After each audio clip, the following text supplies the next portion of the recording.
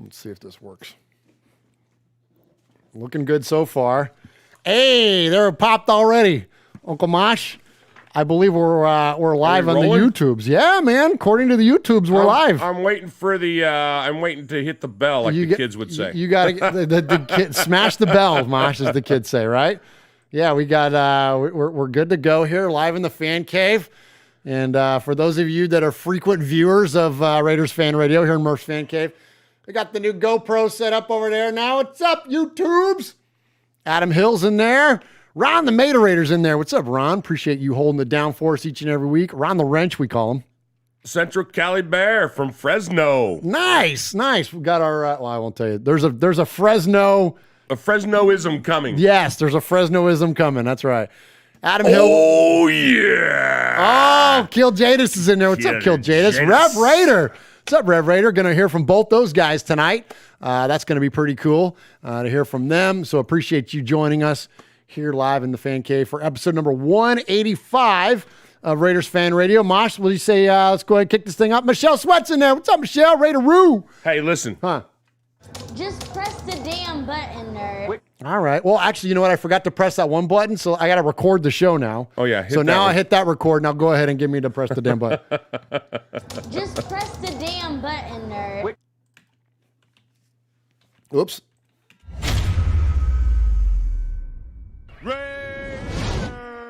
Oakland, LA, Oakland, Vegas, Raider Nation, wherever, forever. You got your old Uncle Mosh and Raiders Fan Radio from Murph's Fan Cave, taking a lighter journey into the dark side. Sit back, put your feet up, pop a top, and enjoy the ride. Here we go! Look left, look right, Kolechnikov, a leaping pass, touchdown! We miss you. We love you, and we'll see you in the Hall of Fame. When you have great coaches, then after you have great coaches, you get great players, you have a great organization, and you tell them one thing, just win, baby. Way up the middle, intercepted Filipiano at the 50, high running down, Oakland football, and I think Oakland victory. The Raiders have scored on the most zany, unbelievable, absolutely impossible dream of a play. Well, I love this team. I think this team can win. I think this team can win.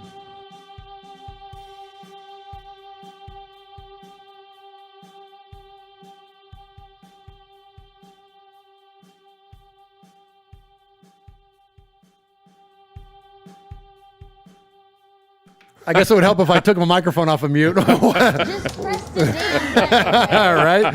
What is up, Raider Nation? Your old buddy Murph back once again for what we hope to be a fantastic episode of Raiders Fan Radio. Raiders Fan Radio episode number 185. Coming to you live here from Murph's Fan Cave from the palatial Fan Cave studios, or otherwise known as my bonus room. We appreciate you joining us live. All of you that are in the chat room on the YouTubes. After being off last week from the YouTubes, we had to upload the show separately, but thankfully the YouTubes is flying tonight, and so. I hope you are enjoying watching us live tonight. Thank you for being here. So many of you in there already. Ron the Wrench is in there, of course, holding it all down. He's the Mater Raider. And we also have Ty the Raider is in there, or Mosh calls him Ta-da Raider. Chevy Silver Raider, Kill Jadis, the big... I got this. Oh, Adam Hill, Ron, Chevy, Central Cali Bear, Ta-da Raider, Pirate 1975, Chevy Silver Raider, Michelle, Kill Jadis, Swag Jeff, Dud 23, and the Big Easy. Nice. I was writing them down. Oh. I got a new pen. You got a new pen? You want to show your pen? I haven't introduced you yet, but you're showing your new pen. No, I just want to show you. Look, you got your new pen on your new camera, Mosh. Man. Look at Uncle Mosh over there getting his 4K on over there. Yeah, man, looking good. Oh, so anyway, so without further ado, before I get to all the rest of this crap, because none of it matters without the legendary, the one and only Uncle Mosh. Well, thank you very much. Thank you. No, really, thank you. No, thank you.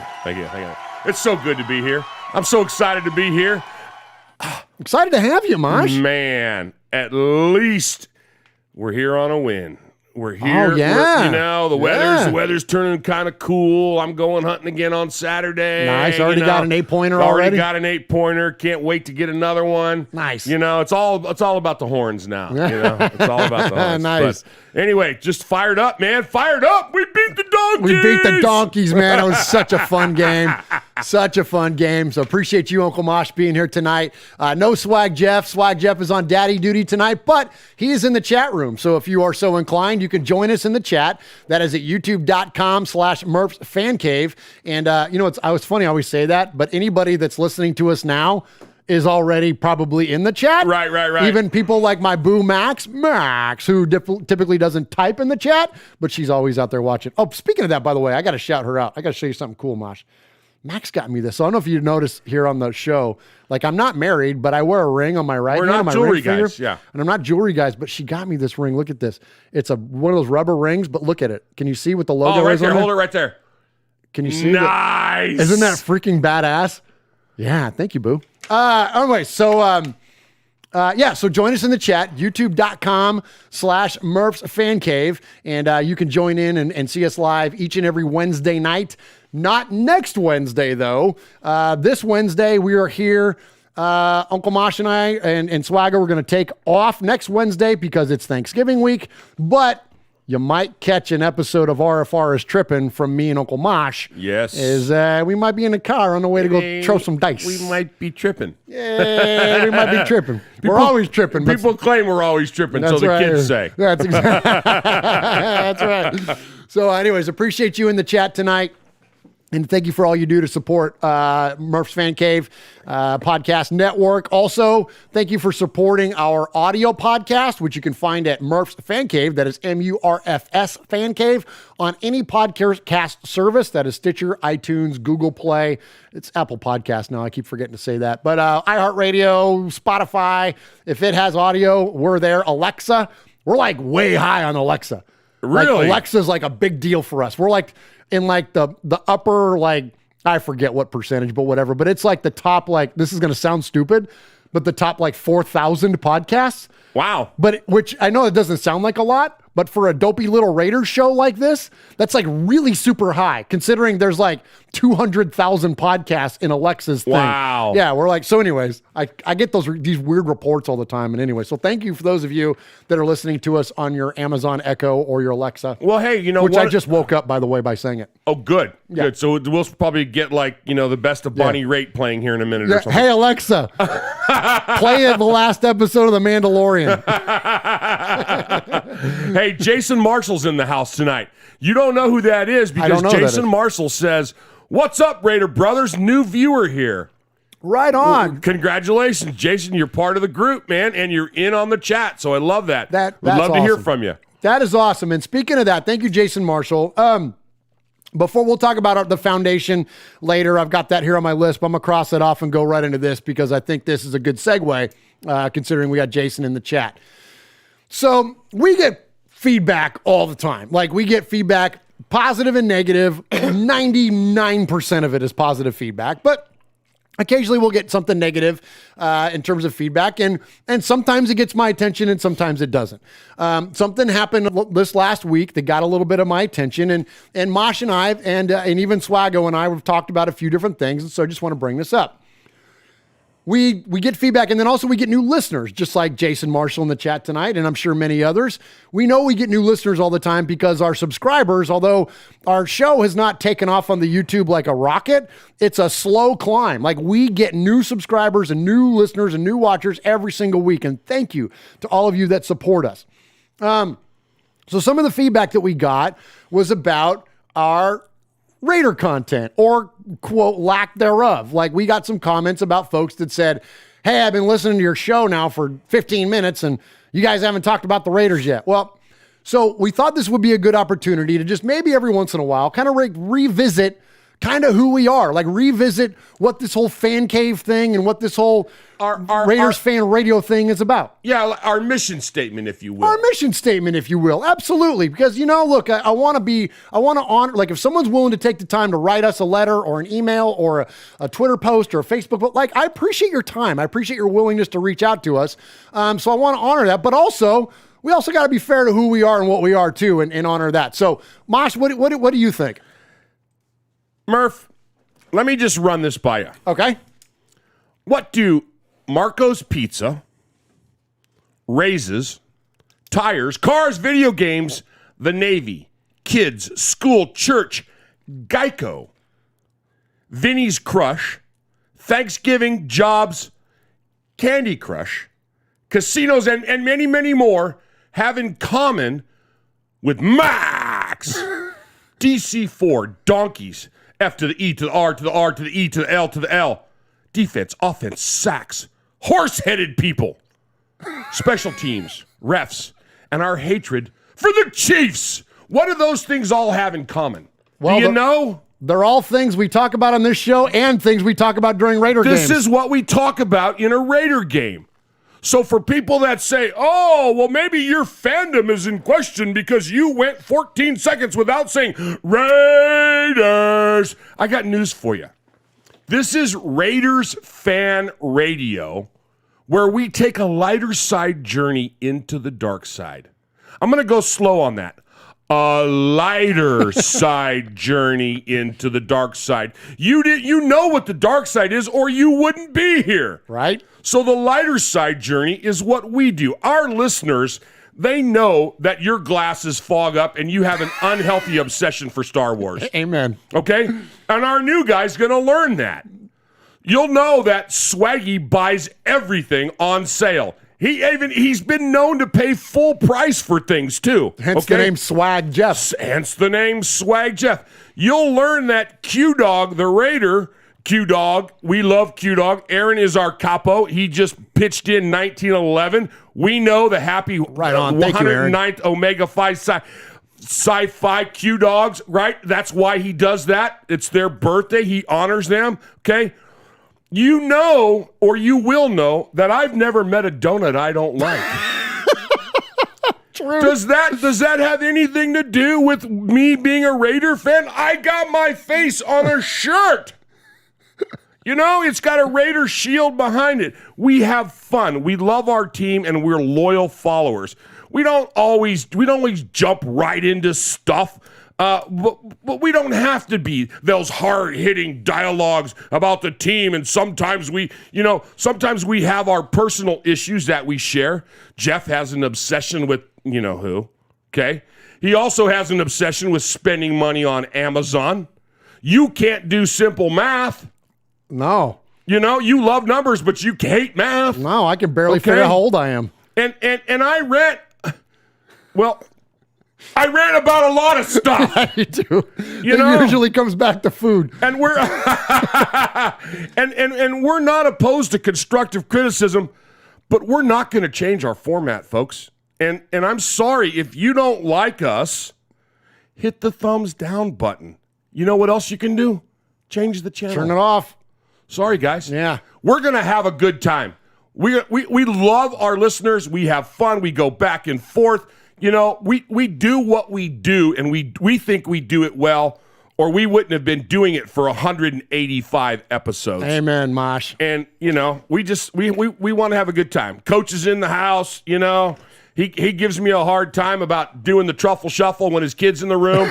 You know, I mean, You're going to learn these things. Stick around for an episode or two, man. That's the thing. It's all there. That's it. Thank you. There. Well put, Mosh. Thank you for saying that. And yeah, man, just hang in there with us, man. We're going to, look, we talk mostly about the Raiders, but occasionally we'll get on some tangents, and we like to have a good time. We like to have fun, and because this whole thing, the reason we call it Raiders Fan Radio is that we love Raiders fans, and Raiders fans are family. Raider Nation is a family. It's the reason I'm wearing this Stronger Together shirt tonight.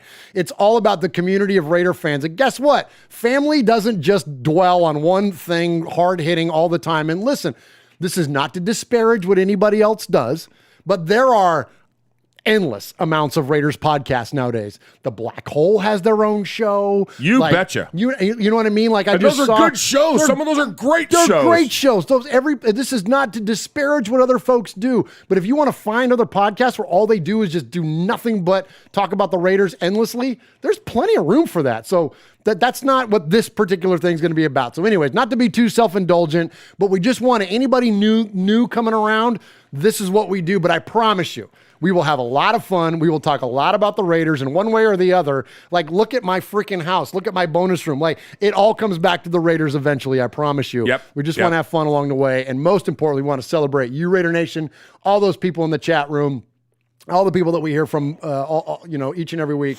Thank you for everything that you do.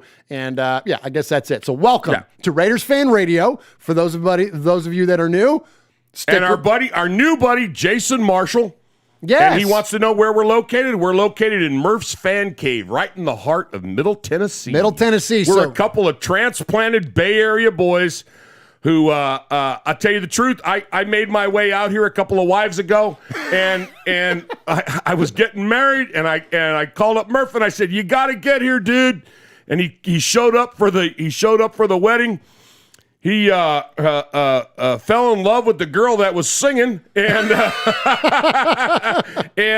next thing I know, he dumps her and he's planted his butt on my couch. He's been here ever since. Great way to start a new marriage, Murph. Thanks, buddy. Oh my gosh! Yeah, your marriage, not mine. Yeah. I started your marriage by having his nephew move in. Yeah, and they called me it. They go, it's here again. It's on our couch watching college football nonstop. One time, remember when the DirecTVs first started their college football game plan? There was one time I went over to Mosh's house, invited myself over, and sat on his couch and watched like 6 college football games. I started off with like some of the stuff going on in like the Big East, and then ended up with like Hawaii versus like, Wyoming or whatever. It was crazy. Anyways, yeah, we had a lot of fun. Oh my goodness. But anyways, yeah, we are California transplants. We're both from San Jose, California.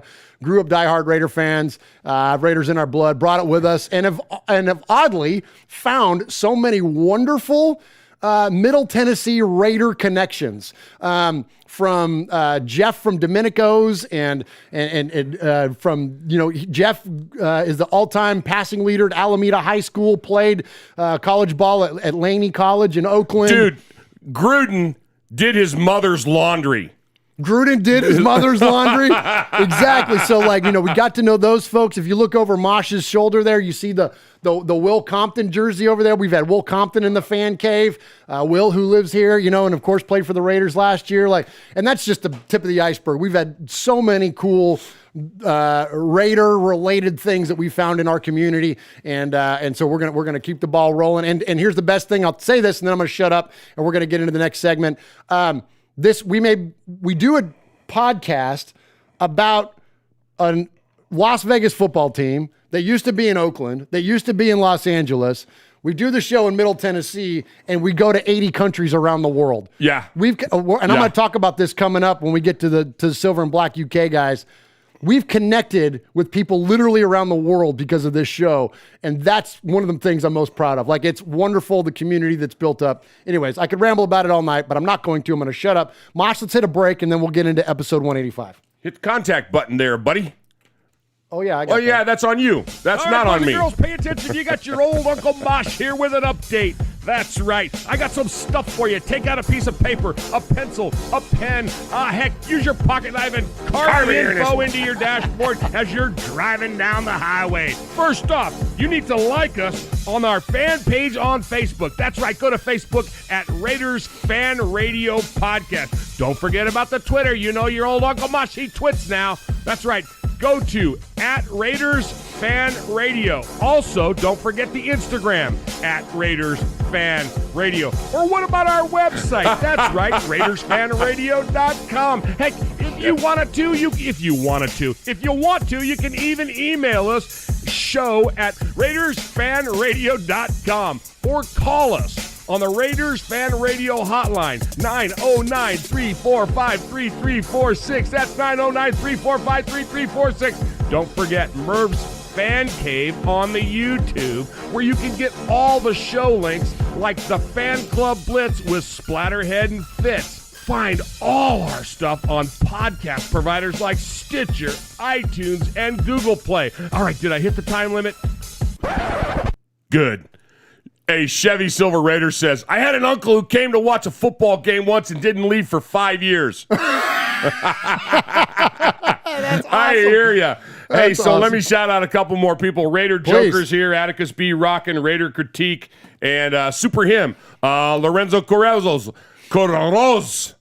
Lorenzo Corroz is in the house, man. So the chat is multiplying. The chat is filling up. It's good. There's more room for everybody. Come Awesome, on, man. Appreciate y'all. And and one last thing too. So speaking of uncles, like Mosh is my real life uncle. Like this ain't no joke. Like this is like that's not like, and I know a lot of people in the chat call him like T.O. Mosh, and that could be like a referential name to people, just like like an older, wiser in person Hawaii, in your life. everybody's your auntie. Yeah, exactly. Yeah, but Uncle Mosh really is my Uncle Mosh. Like yeah, absolutely. So and this is in our Raider fandom is a family thing. Like it's absolutely deep. It runs real deep in our family.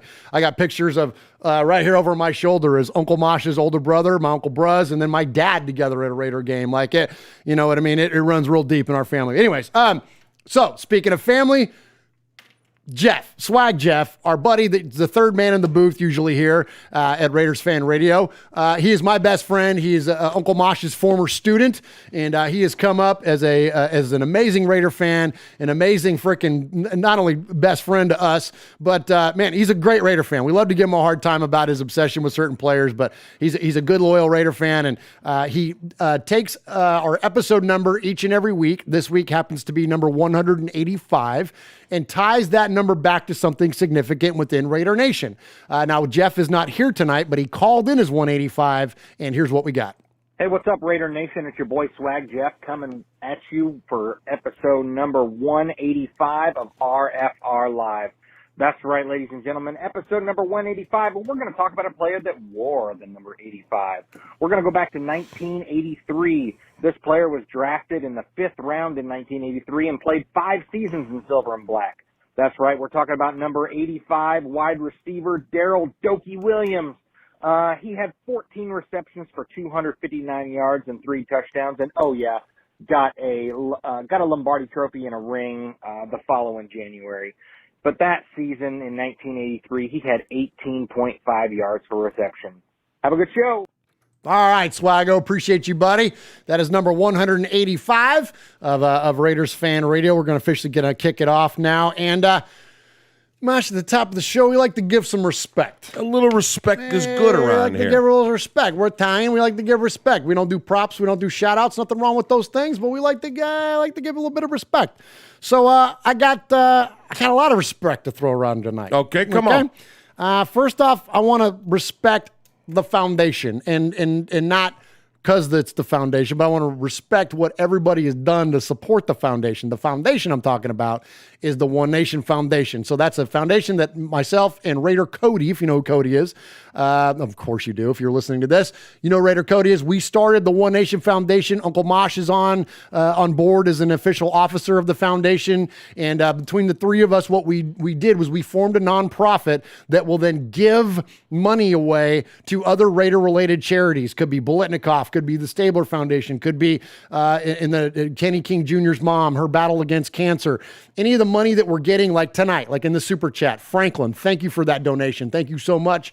Swag Jeff contributed in there. Also, Aaron the Q-Dog Raider did. But yeah, so like that money that Franklin gave us, 100% of that money goes into the One Nation Foundation, and then we, numerous times throughout the course of the season, will give that money away to those different various charities. So I was telling Mosh tonight, like, it's crazy, man. Like, our numbers, like, even when we're not, quote, promoting something, donations are just kind of flowing in. So it's an amazing thing that Raider Nation is doing. Thank you so much for all you're doing. We have so much appreciation for you, and I've got something for you, Raider Nation. What do you got?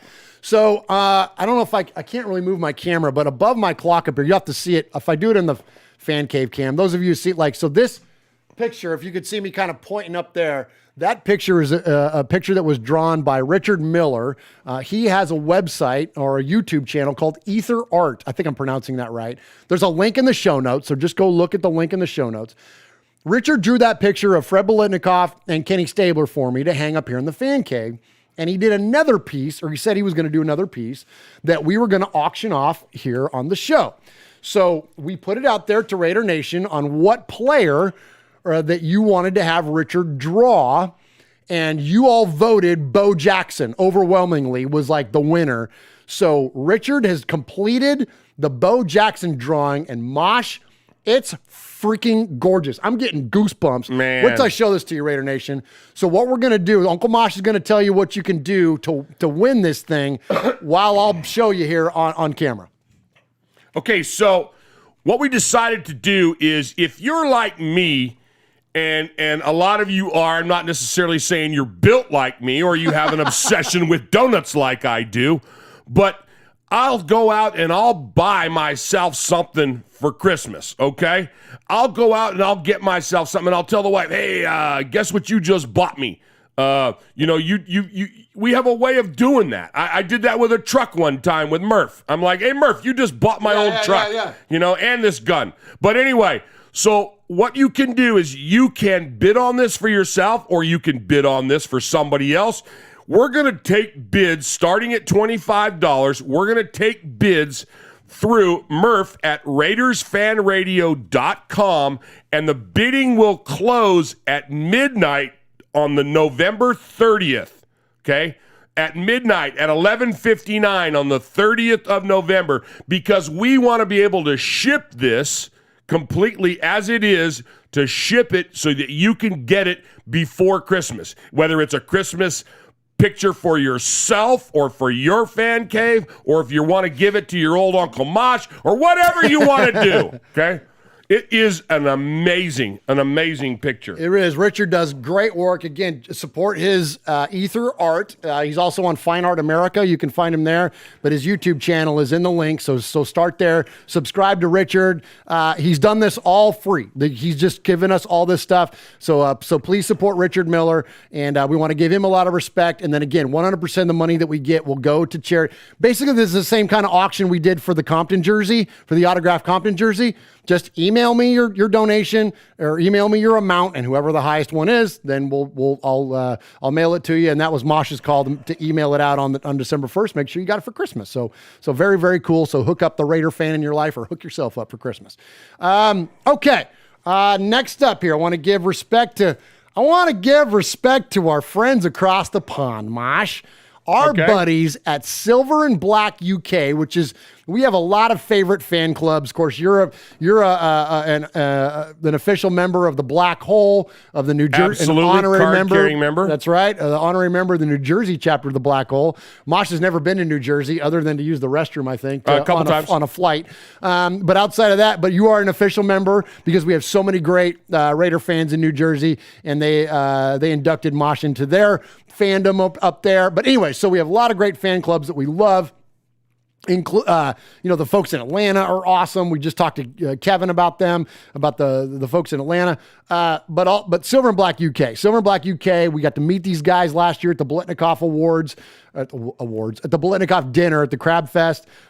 Just an amazing group of fans over there in the UK, and do an amazing job being ambassadors for Raider Nation, and really hold it down. And they're great fans. I love these folks.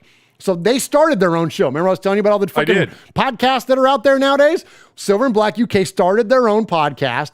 They're like 14, 15 episodes in. And so this last one, they asked me if I would be on it. Now you can just search Silver and Black UK on YouTube and you can find it. But I got a little clip, and I get the biggest kick out of these guys. So we talk on this show for like an hour and a half about like matchups and predictions and all kinds of different stuff. And their quality is second to none. It's unbelievable. Their production quality is fantastic. From the graphics to the audio quality. Like, these guys do a top-notch show over there. So this is Ollie, and this is Mitchell, and this is Tony. Now, it's funny because they're like we are. Like, they're kind of irreverent at times. Yeah. And so they do this one segment called Tony's Totally Irrelevant News. So after we've been talking about the Raiders nonstop, hardcore for an hour, we get into Tony's Totally Irrelevant News. And so I've got a clip. This is about a 3-minute clip from the Silver and Black UK show. I think this is so fun. I hope you guys like it. So this is an example for those of you new to the show. If you're just tuning in now, you're going to hear me and a bunch of English dudes just like talking about nonsense, but that's kind of what we do every once in a while. So here we go. Let's check in with these guys. Much respect to you all for what you do as fans and for having me on the show. Thank you so much. And here we go. my favorite segment of every week. Rumor has You it know it's the it best is. segment of You any know what time it podcast is. ever in the land. It is the best segment in podcast thing ever. It is Tony's totally irrelevant news. That old Ollie's got a voice for radio Yeah, too, he doesn't he? does. Evening, ladies and gentlemen. Welcome to this Saturday night's edition of Tony's Totally Irrelevant News. Leading off tonight with Nick Barnes. Nick Barnes is a track star who ran a 4:14 40-yard dash in socks. It's incredible. Outside an NFL stadium somewhere. I don't know where it was, but yeah, done it. It's incredible. I should have done that. So, okay, there you go. That's Nick Barnes. Right, anyway, so moving on to the second segment I've got for tonight. This guy could be us. No, not that one. Not that one. No, that's from last week. All he needs is an Uncle Mosh going, push the damn button. Okay, so the next one. Staying in America. Actually, all three are from America this week. I've done well. So staying in America, this is John Rahm, who during practice at the Augusta Masters got a hole-in-one on the 16th hole by skipping it across the water, which is quite a tradition apparently. Which is the Augusta. coolest shot I've ever seen. That's irrelevant amazing. for two reasons. I say quite a tradition apparently because the first reason that's irrelevant is I know exactly one person that watches golf. And secondly, it's practice. We're talking about practice. So look at that. Golf and a basketball reference. How lucky are you people? So, right, and then on to the third and final. We're all dying. We're all dying. The alligator has been spotted on Valencia Golf Course saw in that big Naples sucker too. amid Tropical Storm Eta. That's pretty much all I know of that, really. So, massive alligator in Florida. There we go. That's all from me this week. Listen to this reaction coming out of this. Man. That was epic. That was amazing. Is an my alligator gosh. in Florida? Is an alligator in Florida deemed as news, or is that just common knowledge? Right. There's crazy in Florida every day, man. Like, Well, my favorite hobby is if you do if you put your birthday in and then write into Google and then do man in Florida, and then it comes up with the best headlines. Like you can do any date, and it's man in Florida does blah blah blah blah. okay, so you put in your birth date and then man in Florida. So Florida man accused of attacking mom when she wouldn't dress as mannequin. That's my birthday, Florida.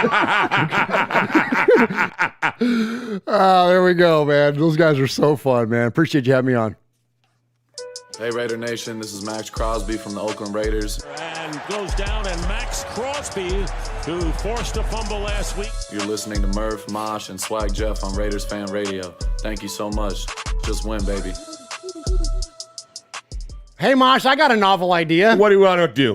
Let's talk about the Raiders. Who? Yeah. Nice. Hey, who'd they play last week? The Donkeys. Donks. You know what's fun about those Silver and Black UK guys? What's that? If anybody says the B word, which I can say it on our show, Broncos. Yeah. If anybody says the B word, they automatically get kicked off of the screen. Oh, nice. And so it's funny. So one of the guys, I forget if it was Mitchell or Tony, said it, and Ollie kicked him off. But then Ollie said it himself, and he kicked himself off his own show. It was awesome. It was awesome, man. Oh man, they're a lot of fun. Yeah, man. And they got that. And those of you that are in the chat or on listening to us, they do a great show. You need to check them out. Good stuff, man. Good stuff there. Support Silver and Black UK. All right, so yes, we had a win over the Donkeys, and you know, Mosh, like, I know it's Chiefs week, and I know we hate the Chiefs, and we're going to get into plenty about hating the Chiefs here coming up in a second. I know we hate the Chiefs, but I really hate the Broncos. Like, that one might be deeper seated. I don't know if it's because there was some family inconsistencies. Apparently, our gene pool got mutated along the way, and a couple family members came out Donkey fans. Like, I'm not sure if that's why, or if, like, it just roots back to your older brother, Uncle Bruz, taking the most epic picture ever in front of the first picture ever of someone flipping off Mile High Stadium circa like 1982 was Uncle Bruz. That was before that. It was in the late 70s. It was 79. Was it really? It was 79. All Yeah. right, when we get to your next rant, I'm gonna look that up so we can flash that up. But like, it's deep seated in me that's this hatred for the Broncos. So, not to mention then like there was like the Peyton years when he was just crushing us week after week, and going back to Shanahan and like Alandis Gary and Mike Anderson. It's and all why that's the reason that deep-seated hatred is why I can't ever recognize, and I'll say it slow for you, Swaggy, Alzado as a Raider. Yeah. I know he did his time. I know that he wore the number and the uniform and played well for us, but I can't get over the fact that he was a donk. The one and only time I ever bet on the Broncos, and I lost my tail when they were in the Super Bowl, and that stupid Alzado was on their team. I can't wrap it around it, man. It's hard, and like Romanowski, I know is like a legend in a lot of fans. I know. I can't stand Romanowski. He's great and fun to listen to, and I'm glad he's Mr. Raider supporter, but he was a Niner and a Bronco. Like F him. Like seriously, like I cannot stand the Broncos. Like they're awful. So the fact that we had them in town and whipped their ass, like it was beautiful. Mosh during the game, Mosh looks over and he goes, the only way this will be nicer is if it were in Mile High. Absolutely. And that was like it was a great game, Raider Nation. Like we were looking for a blowout the whole way. I talked about it with the Silver and Black UK guys on their show. Everything was set up for this to be a blowout. We looked for Drew Lock to throw a bunch of picks. He did. We looked to get pressure on Drew Lock. We did. We looked for our defense to freaking ball out in the secondary. They did. We looked for our running game. They were there. The only thing I expected that didn't show up was I thought Aguilar would have a bigger day, but he did drop like a critical pass, and so did freaking Darren Waller. Well, somebody in the chat said we left 21 on the field. We left 21 on the field. That should have been like a 30-point blowout. But Mosh, over to you. Tell me a little bit about kind of your thoughts on the game, standout players. What'd you think? Well, I got to go. Jacobs, 136 yards, man. I mean, that's crazy. That was crazy. And then for my outstanding defensive player, I got to go with the defense. I mean, everybody stepped up. Max had an amazing. So you and I were laughing. We're like, remember when they came in and they rattled that little guy, that Opie looking little fella that they have throwing the ball. Drew Lock. And yeah. And I go, the only thing would be better is if we just rush in there and cream him one more time. And we did. Oh, and then Farrell goes in there and then F to the E to the R to the R to the E to the L to the L goes in there and smashes them. And I go, I'll take that 15 yards. Worked for me. Worked for me. We played such old school ball. It was so much fun to see. Abrams was everywhere. We were laughing. You and I were laughing. We're sitting on the couch cracking up going, the kid. So every time there's a tackle, he's right there. If he's not making the tackle, he's talking crap to somebody. He was just phenomenal. What a game. What a game. That was the most Raider game we've played in I don't know how long, like maybe even before the Gruden years. Of course, it's been 20 years ago to try to remember back to each and every game in the regular season. But let's just say for the first time in a long time, that felt like a Raider game. We were in control.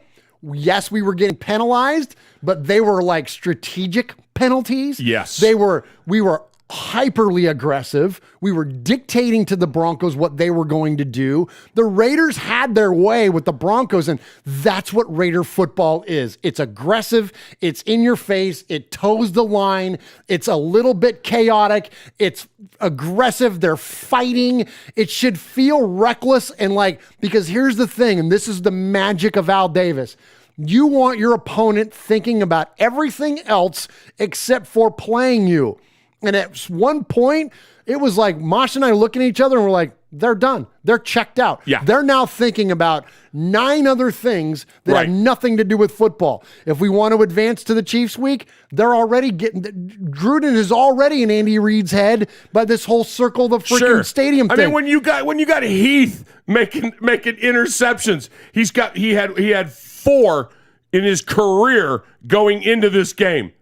Right? Amazing. Kwiatkowski He was everywhere. That damn catch, Mosh. Oh my gosh. That was like you Larry Fitzgerald out there or something. I'm telling man. you, Arden Key laying the wood. We were saying names we haven't said all year long. Yeah, and Nicholas it was all Morrow.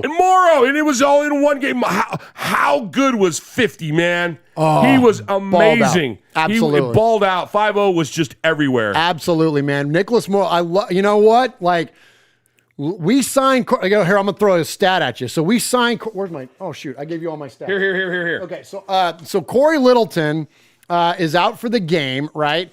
And steps in, here come Nick Morrow and of course Kwiatkowski.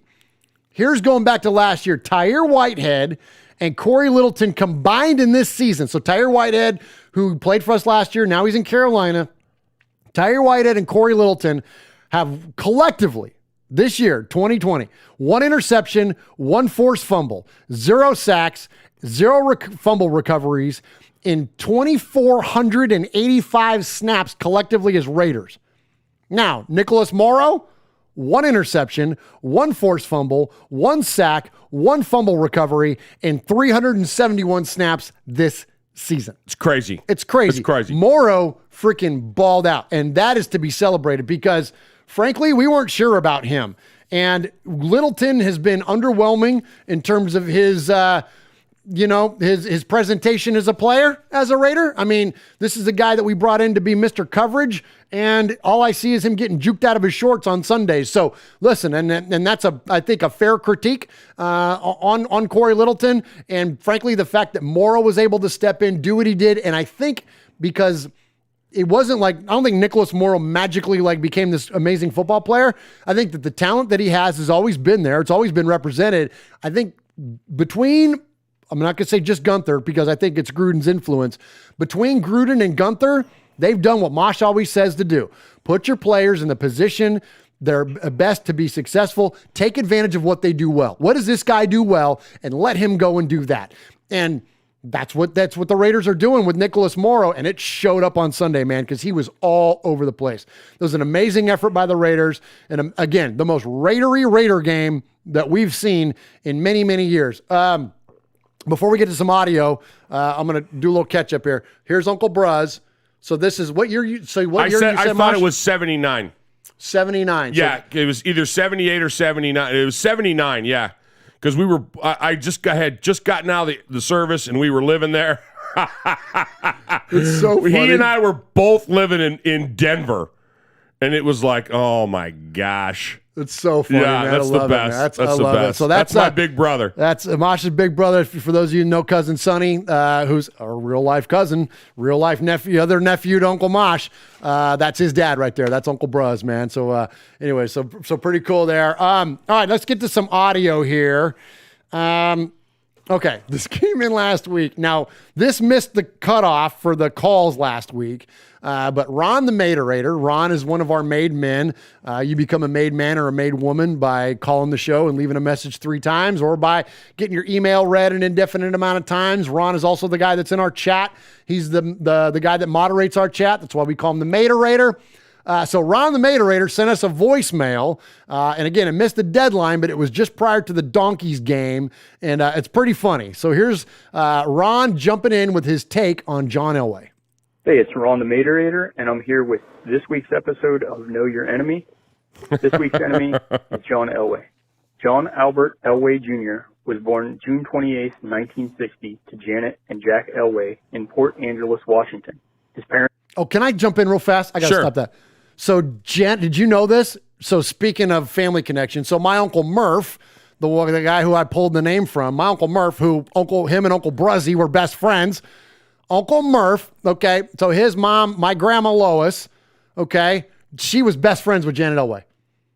They used to work together because Jack Elway, when he was coaching at San Jose State, Jack Elway, legendary football coach, coached at Stanford and San Jose State and a litany of other places. When he was coaching at San Jose State, Janet Elway, his wife, John's mom, and Grandma Lois worked together. That's crazy. And they were best friends. When I was a kid, this is crazy. My dad, who in construction, built like a fence and a deck and like some other outdoor things for the Elways. and I was a little kid, and he would take me with them to go on the job, and I would go in their house and play John Elway Atari football on the like at their freaking Elway's house. Wow. I know. Like, don't question my fandom. You see who I'm representing still. But like, seriously, like I used to hang out at the Elway's house when I was a kid because of Janet and Grandma Lois. Isn't that That's crazy. Yeah. Anyways, all right. Back to Ron's call. Parents were well off, and as a young foal, he never wanted for neither apple nor sugar cube. However, he was ridden hard by his father, who saw great potential in his son. By the time young John had reached high school, he had grown to a height of almost 19 hands and almost 220 pounds. It was not uncommon for John to eat 3 food bags of wheat for dinner. As he reached college age, John blossomed into a true stallion. Not only was he a football star, but he was also an excellent baseball player. People packed the stands to watch him gallop around the bases. John was a real sprinter, and it was rumored that he once ran a 3,200-meter race and beat his opponent by half a furlong. Not surprisingly, he received a lot of attention from the NFL, and in 1983, he was drafted by the Baltimore Colts. Elway, afraid of ruining his career by playing for the struggling franchise, defiantly stamped his hoof and said, "Nay, I will not be saddled with this team." Despite days of trying to break him, he remained defiant and was subsequently traded to the Broncos. Jim Irsay felt it was one of his greatest failures, saying, "We just couldn't get the horseshoe to fit with John." John later said of the trade, "Something about being a Bronco just felt right. When I looked at myself in the mirror, I saw a Bronco." Elway had a great NFL career, amassing 4,123 career completions, 51,475 passing yards, 300 career passing touchdowns, 2 Super Bowl wins, as well as wins at the Preakness, Royal Ascot, and the Belmont Stakes. In 1999, Elway decided to put his career out to pasture. But, like so many nagging horseflies, he couldn't shake the allure of the NFL. So when he returned to the Broncos as GM, his career got to a fast start right out of the gate. He brought in Peyton, 5-head Manning, and the team won a Super Bowl. But since Manning's departure, Elway has brought in a stable of subpar quarterbacks, which have put his GM skills into question. Outside of football, John is most proud of siring his son, Jack Elway, and his post-football aspirations are being involved in glue making and paintbrush rebristling. I'm Ron the Materator, and this has been Know Your Enemy. Thank you to all the veterans. Oh, good Ron, stuff, that was Ron. great. Hey, so Q-Dog says, should we give Ron the Sizzler or the Breeders' Cup? Oh, man, that was too funny, man. Oh, my gosh. Good stuff, Ron, man. That was great, man. Love those references. Good stuff. All right, next up, we're going to go to one more, kind of dive back into the more hard-hitting Raider discussion around here. We're going to talk about Derek Carr. We love Derek Carr. We love Derek Carr. Always have loved Derek Carr. Some of us. Listen, I'm just saying, like, there was a minute where it was worth it was worth the discussion because oh jeez, here we go. And now for something completely different. Something completely different. Murph touting Derek Carr. Here we go. There we go. So I watched Monty Python's The Meaning of Life last night. Oh, did you really? Yeah, it was their the documentary of their 2014 reunion show and reunion tour. It was brilliant. Nice. Anyways, so the thing about Derek Carr, all right, when we were asking a lot of questions, was that the stats didn't back up the claims, like, you know, because the wins weren't there, right? So I thought it was fair to just start asking some questions, not to be overly critical, but to like... But to be overly critical. Well, but it's like, you know, look, as a fan, it's like, what do we care about? I care about W's. I don't care about records. Or I don't care about your passing records, your touchdown records. I don't care about that stuff. All I want to see is... Yeah, we talk about those records all the time. Well, numbers in the left column being bigger than the numbers in the right column. And when you go back to the Raiders of old, like, we can talk about the records because the wins reflected the records, where, you know, it hasn't happened in Derek's career as much. But that said, now it does. So we're going to go first to Rich Eisen. We're going to listen to Rich talk about Derek Carr. And then I'm going to give you some numbers that support the wins. And this is where Derek is freaking shining. Oh my God. Balling out, dude. And thank you for, that's funny you said that because you don't know this, but that's exactly what the term that Rich is getting ready to use here, because it's Derek Carr is on an MVP pace. And if you think differently, you're entitled to your opinion, but you're wrong. You know what I mean? Yeah. Like he's on an MVP pace, straight up. So anyways, let's go check in with our buddy, Rich Eisen. I'll do, this is what we do on game day morning, is we do the statistics, and there's a silhouette of the player, and you have to guess who that person is. Touchdown to interception ratio, 16-2. 16 touchdowns, just 2 interceptions. This is prior to the Denver game too, by the way, just to clarify. 250 yards passing per game, that's 17th in the league. Completing 69.8% of his passes. Almost 7 out of every 10 pass attempts are completions. That's 5th in the league. And his passer rating is 110 on the nose. That's 5th in the league. Ooh. You want to take a guess who that is? Take a guess. I thought you were talking about Justin Herbert. It is not Drew Brees. It is not Justin Herbert. I'll give you a hint. It's not Gilbert Grape. His team is 5-3. There's your hint. There's a bunch of 5-3 teams out there. His team is 5-3. This quarterback, Derek Carr, is Derek Carr. This quarterback who is not throwing picks, who is completing more than less, way more than less, way more, and has a rating that means, put it all together. Again, I don't have that slide rule. It's Derek Carr, man. He is balling out for the Raiders. After all that discussion in the offseason of should they get Tom Brady, they signed Marcus Mariota. I know. And that Gruden's never happy with who he has. Always looking at somebody else. Peterman is there. He is playing his head off. Good for him. I like him. Watching Hard Knocks, such a great kid. Dude, the Raiders are hosting Denver, who they should beat. I know that's always a dangerous thing to say in the NFL. They could be 6-3. 6-3 going into their Sunday nighter against the Chiefs to try and sweep them. Whew. I told you, I love Jacobs. I love Waller. I love Crosby. I love Abram. They have got players, man. Absolutely. And if Carr, didn't I say this like week 3 after they beat the Saints? They could be a problem. If Carr is efficient, doesn't make mistakes, and that is the way he is playing. And the stats prove it. All right, great stuff there from Rich Eisen. So here, check this out, Mosh. I'm going to throw some stats at you. All right, hang in there with me, chat room. Who we got in there? We got Jason Marshall. Thank you for hanging in with us, Jason Marshall. Appreciate you joining us. Aaron the Q-Dog Raider, Ron the Mater Raider, Tyrone Graves, May Spitfire, Michelle Sweat, Coach Davis, Raider Flash, Pirate 1975, The Big Easy. Appreciate all of you running bears City, in there. My game. You got Oscar Martinez. You got Angel in there. You got Mark Thompson in there. All kind of folks. James Furpo, man, running bear, Raider Joker, man, it's filled up in there. Lorenzo Quiroz, appreciate all of you joining us tonight. All right, so check this out, chat room. Derek Carr has thrown touchdowns, and Mosh, you're going to dig this because this hits me like right in the heart, my Raider heart here. Derek Carr has thrown touchdowns on 6.2% of his passes. That's the highest for a Raiders quarterback since who?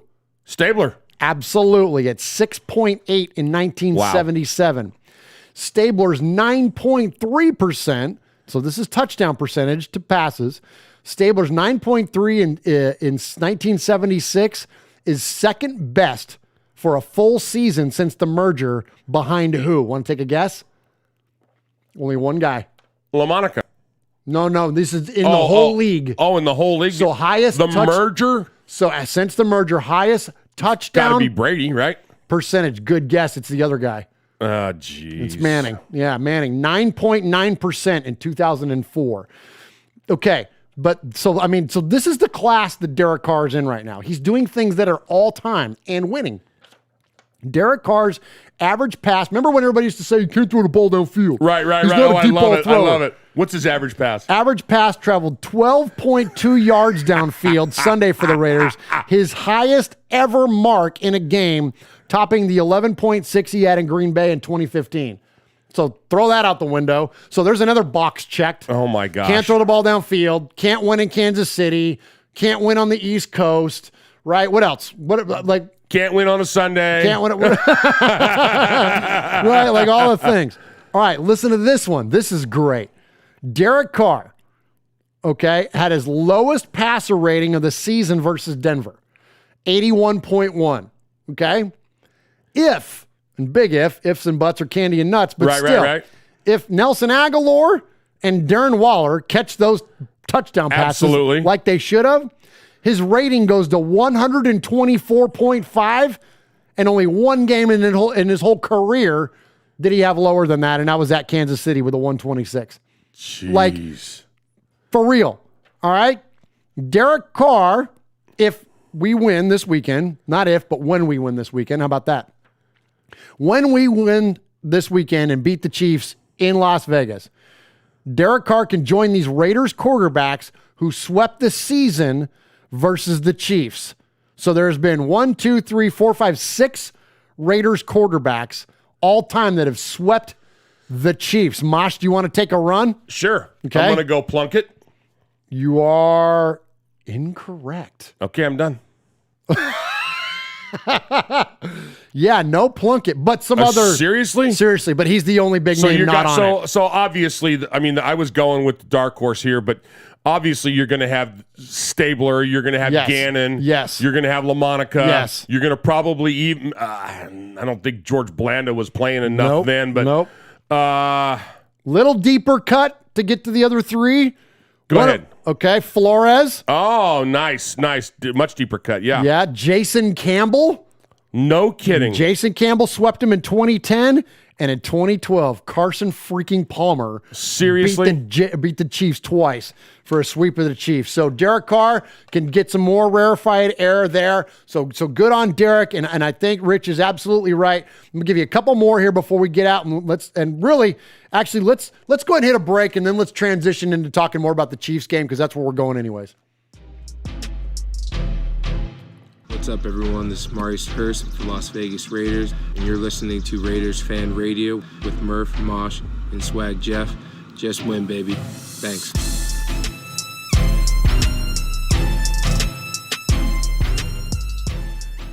All right, so it is it's Chiefs week. Some people call them I just call them the Cheeps. I go with Cheeps because the other one could be a little out there. A little out there. So we'll just go with Cheeps, or the Chefs. I liked that one. The Chefs. The Chefs was a good one when the guy in that one commercial forgot to put the eye in the painted the end zone.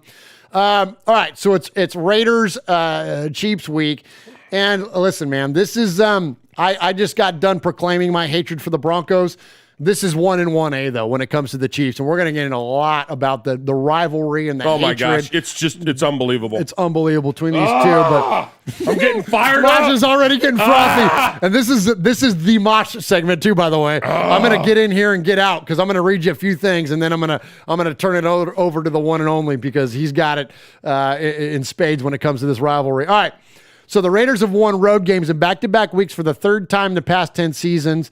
So when the Raiders have started 4-1 or better on the road, which is what we are now, so we did that in a litany of seasons. Only one season did we miss the playoffs. So we play on the road. We're 4-1 on the road. We're doing well. A win this Sunday. So if we beat the Chiefs, I got to stop saying that. When we beat the Chiefs, this would give John Gruden his third sweep of the Chiefs as the Raiders head coach. Wow. Interesting. There are other coaches that have swept Kansas City 3 times. Now, remember, this is swept Kansas City 3 times, so this isn't necessarily Raiders, just Raider coaches. Do you want to try to take a run at coaches? This is a tough one. There is one Raider coach on there, and it's pretty obvious. Yeah, okay, so I'm going to say Madden. So the most sweeps of the Chiefs ever in history is by John Madden with 5. Nice. 5 times in Raider in Raider history. And John Madden only coached for 10 years. That's when I started drinking. So literally half the time John Madden was coaching, he swept the Chiefs. So this would be 3 for John, which would get him on the list. Now the rest of them are other. So you're gonna have like Belichick? No, because remember sweep. Oh yeah. So sweep. It's division. Okay, so it's division. Ooh. Yeah. Andy Rooney. Andy Rooney. And now the Nick rest Saban. of the story. Dan Reeves, Don Coryell, Mike. I feel this is gross. I'm gonna have to wash my mouth Please out. don't say these words. Yeah, Shanahan, Norv Turner, John Fox, and Red Miller. All right, I hate that. Let's not do that again. Throw that one away. Let's not do that again. All right, the Raiders. That's just about some other crap. Whatever. Let's get into this rivalry here. Let's talk about the damn rivalry. We hate the freaking Chiefs around here. We hate the Chiefs around here. So let's talk about where it started. Then we're going to talk about where it went, and then we're going to talk about where we are now. So to start us off, we're going to talk about Glenn Dawson, but Big Ben Davidson whipping his ass. We're going to talk about the old school. The reason we hate the Chiefs. We hate the Chiefs. It's all about the red versus the black. The red versus the black. The rivalry began during the early days of the AFL, and from the beginning, no member of the opposing organization could escape the fury.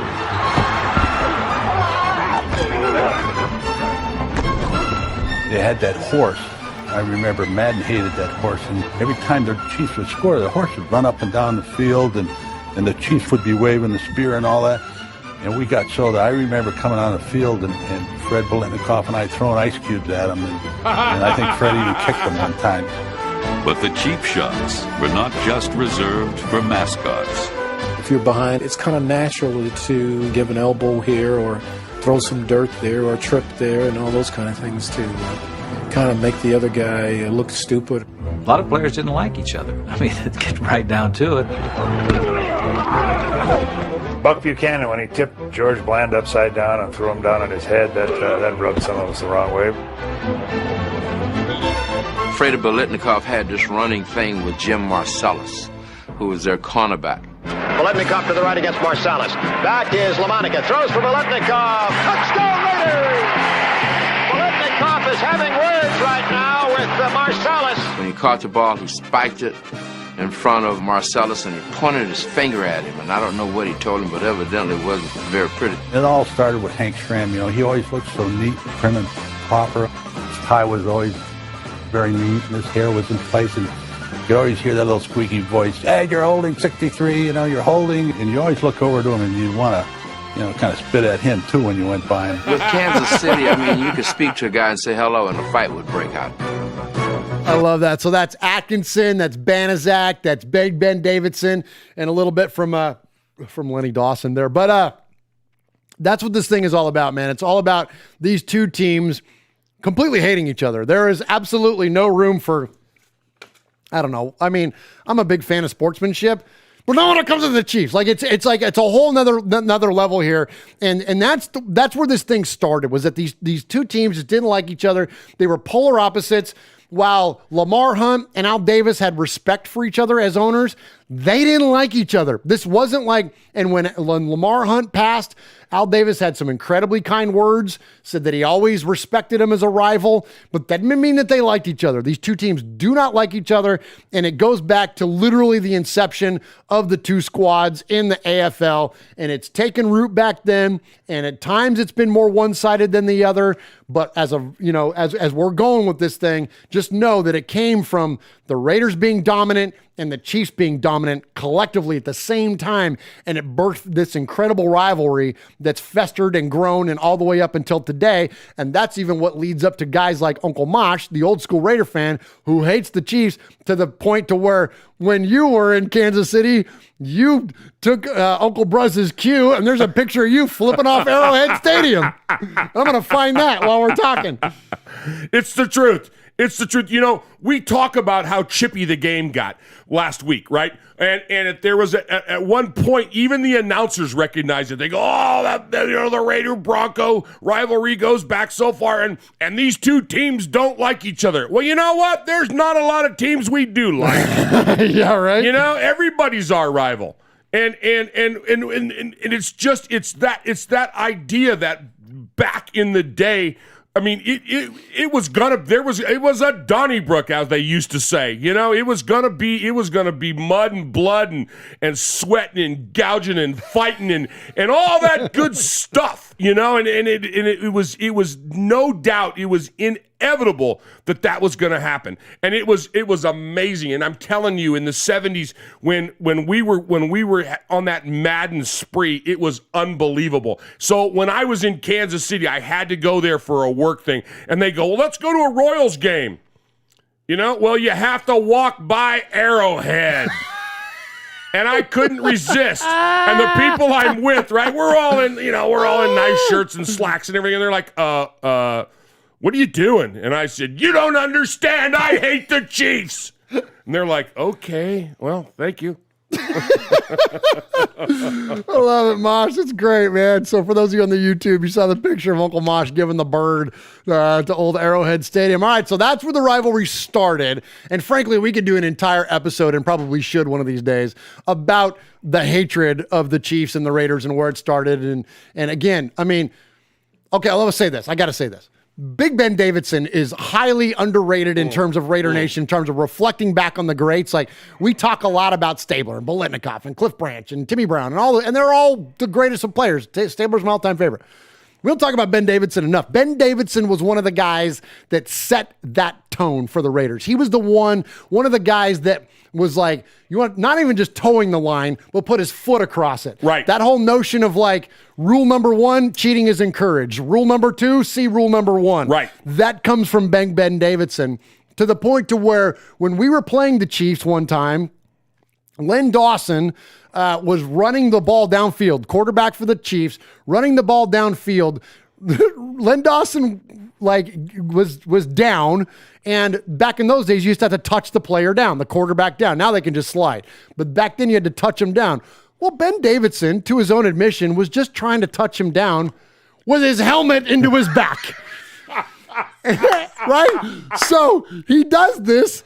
The Chiefs players come off the bench and start fighting. Oh, my gosh. So the Raiders start throwing back. Well, what do we always say in a football field? You always hit first and you never hit back, right? Because the retaliation blow was what got flagged. So the Chiefs got backed up 15 yards out of field goal range, turn the ball over, Raiders score, and we win. Yeah, go to the YouTube, America. Go to the YouTube, America. Go watch Big Ben versus Len Dawson. That's where all this stuff came from. That was literally what defined Raider football to this freaking day. That's why the game last week against the Broncos was so fun, because it was like, that's what we were returning to. Gosh, I'm getting fired up tonight, man. I'm telling you. It's Chiefs week. Okay, so that's where it started. Then we moved through all this time in history, and Barry Word and Christian Okoye, and of course for the Raiders, Tim Brown and Charles Woodson, and all these amazing Raiders and Chiefs players that have come through all this time.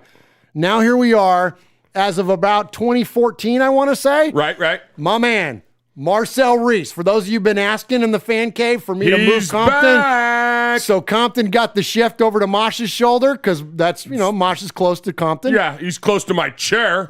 His little tiny legs. And then we put Reece back over here, here behind the Murph's fan cave desk.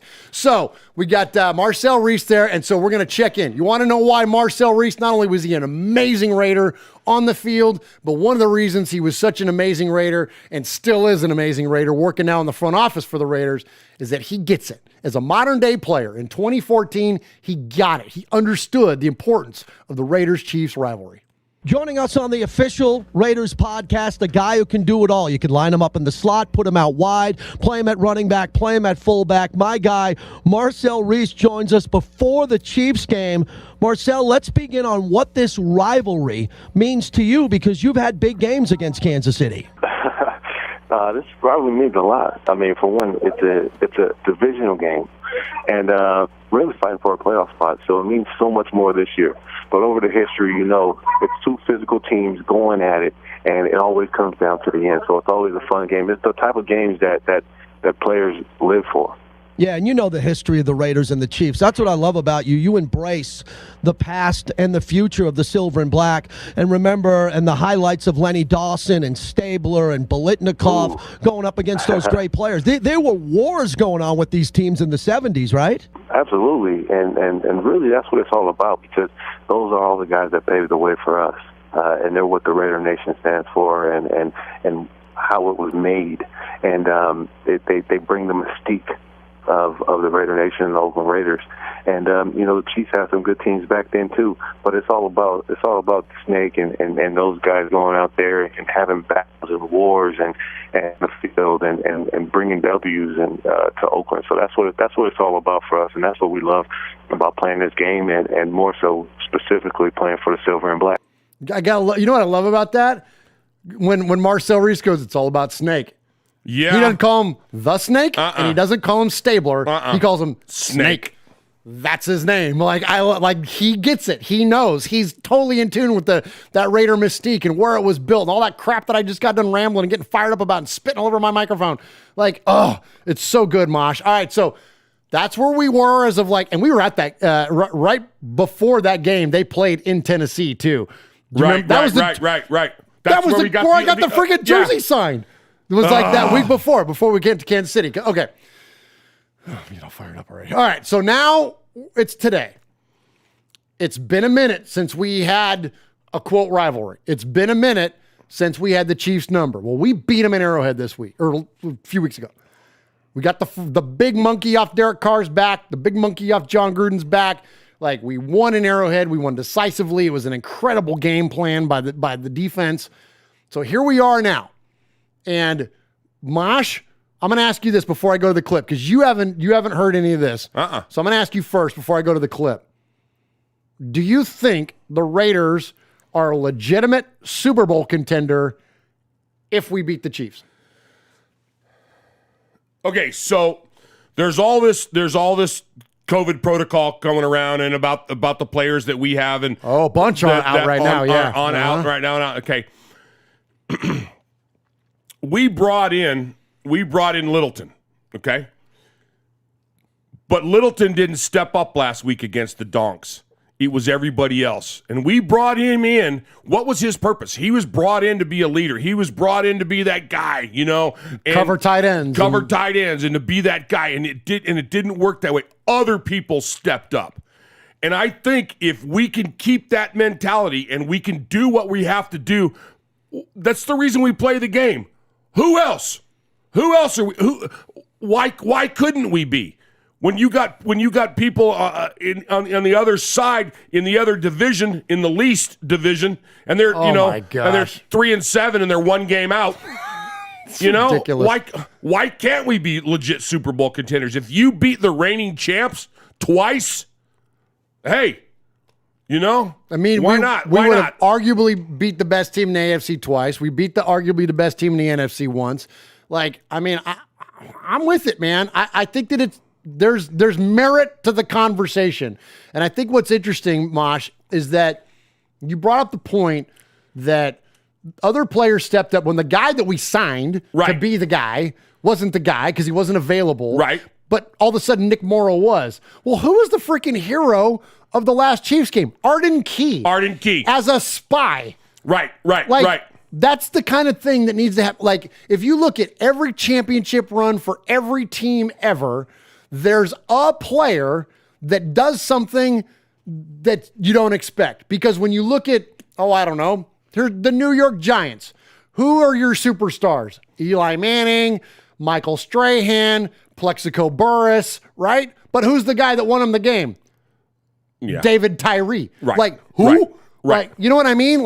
Those are the things that happen, is that you have a player that comes out of nowhere that all of a sudden it turns the tide. Well, okay, and I don't want to harp on this and go back to it all the time, but one of the things that I have said when everybody was being, Carr, and I was saying, and I was still being a Carr bootlicker, and I was still being a Carr apologist. Yeah. And I'm saying, look at how many different people Carr throws the ball to.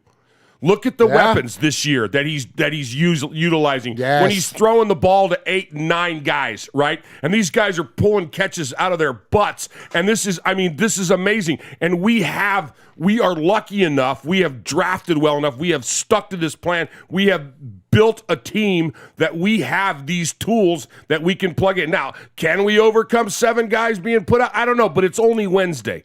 Okay? So, there's been other people. There's been other folks that have been put on lists that get to play as of Saturday. They're told, okay, yeah, you can play.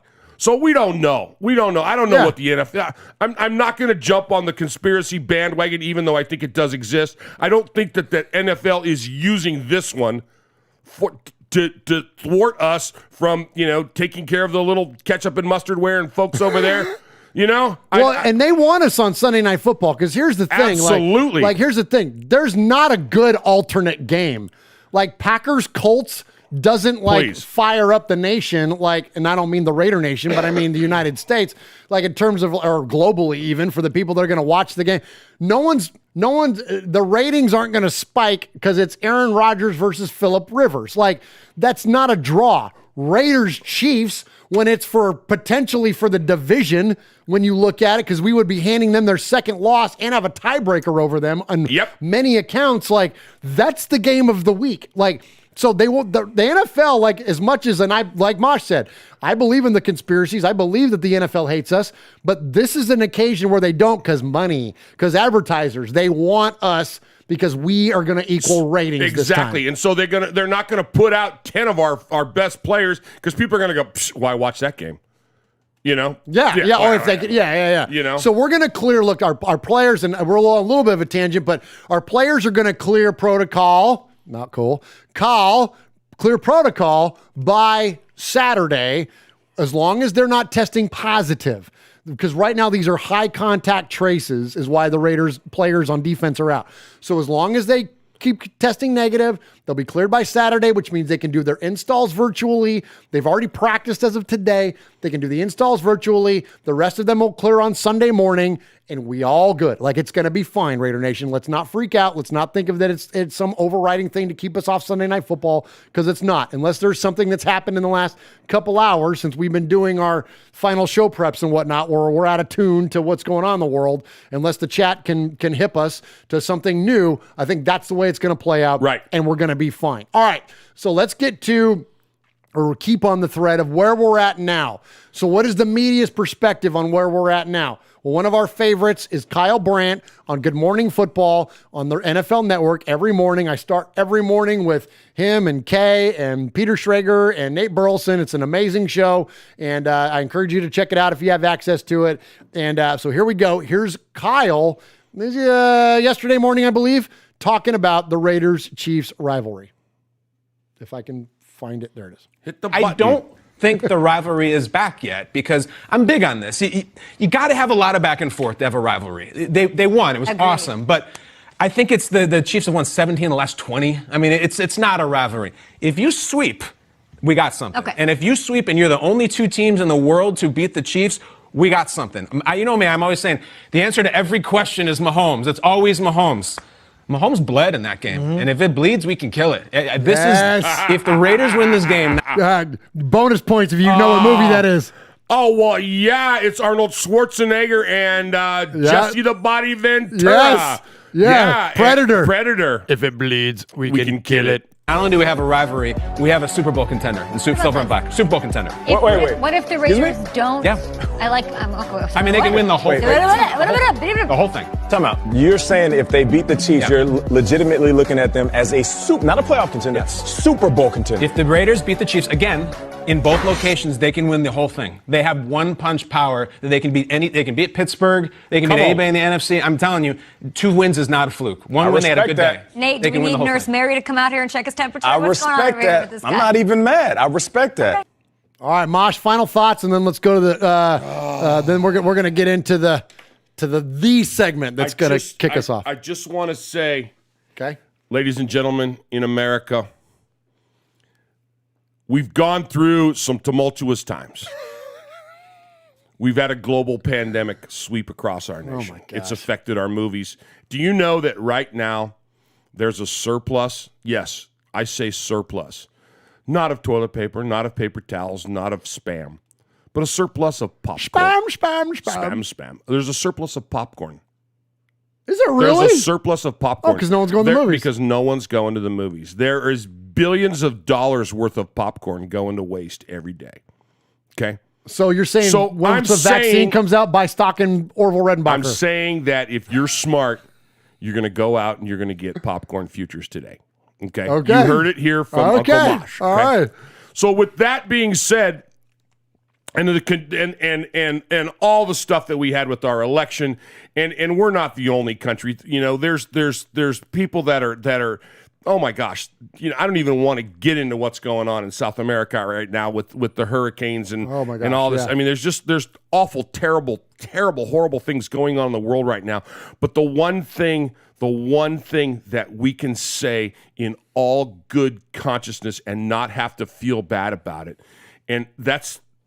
We hate the Chiefs! It's okay to hate the Chiefs! You can hate the Chiefs! It's okay this week, all weeks, next week, last week, we can hate the Chiefs!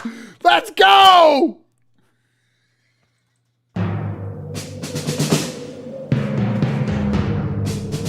I hate the Chiefs. You hate the damn Chiefs. I hate them. I hate them. You don't even understand, Swaggo, how much I hate them. Here's my question. Why? Why do you hate the Chiefs? Why is it okay to trash the Queefs? Nay, to have unbridled hatred for the Chiefs. Is it because their quarterback remains the only player who's an active member of an NFL team that, when speaking, conjures up images of Kermit the Frog? Is it because when he and the other KC Queefs wear their uniforms, they remind us of ketchup and mustard on a hot dog, a.k.a. wiener? Okay, look, it's bad enough somebody would actually ruin, defile, a perfectly good sausage made with leftover pork parts, bovine byproducts, and mystery meat with a dose of ketchup. When all good and true Americans know if you are older than 7 years old, the only acceptable semi-liquid condiment allowed on a hot dog is mustard. Speaking of mustard, mustard-colored uniforms are no excuse to cheer for the Pittsburgh Steelers. I hate them, and they're incorrigible fans as well. And because we brought up patriotism and all things truly American, let's not go down that rabbit hole about my hatred and disdain for America's team, the Cowgirls. The Raiders may not be America's national team, but they are the one and only nation. And our team is not restricted by national boundaries or simple little titles and labels. We are a worldwide phenomenon, a movement, if you will, a collection of passionate obsessives and loyal followers. Oh. We are Raider Nation. Yes! Knock on wood if you're with them. But I digress. Back to my original point. Okay. You see, it's very simple. All right. I hate the Chiefs! And hate is a strong word, and as I unconditionally support my team in silver and black, nay, love my team, and I am watching a game against any other team, I hate the other team. Seriously, how hard is that? Why must you hate them, you ask? Well, let me explain it to you. Love and hate are as strong of emotions as you can get. And when I remember flash back to the golden days of my fandom and the beginning of my budding affair with the Raiders, if you will, as I began to love and support my team and take football seriously, it was crystal clear to me that when some upstart other team who is hell-bent on my demise shows up to piss on my parade, well, I ain't having it. As my fandom grew and my silver and black loyalty grew, my only recourse was for pure and unadulterated hatred in its finest form. Please don't be confused. I'm not your basic burgeoning curmudgeon who hates everything. In fact, yes, I love my fellow man. I love my Lord and Savior. I love my country. I love my Raiders. I love Swag Jeff. And I love most of my family. But for 4 hours, usually twice a year, I shelve my faithful of forgiveness. I choose to forget the oath I took when I joined the service at 18, and I declare those in ketchup and mustard uniforms and their fans, especially their fans, are my sworn enemies. So there you have it. That is my anti-Chiefs testimony, my rant, or my confession, if you will. It's the reason, it's my very own personal reason that I believe 100% in my heart it's okay, nay, mandatory. It is a complete must, without reservation or equivocation, for me to trash talk and completely, wholeheartedly, and with everything I have and every ounce of strength I could muster, to declare boldly, with my silver and black clad head held high, I hate the Chiefs. Yes! Let's go! Knock on wood if you're with me.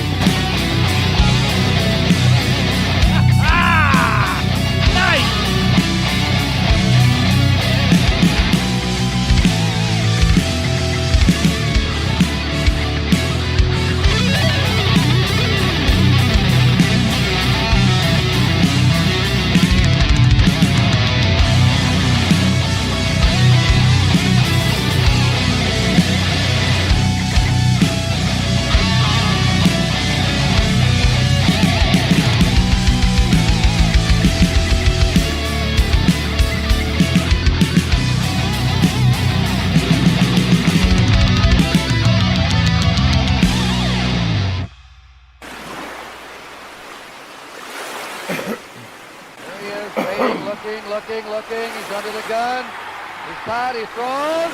It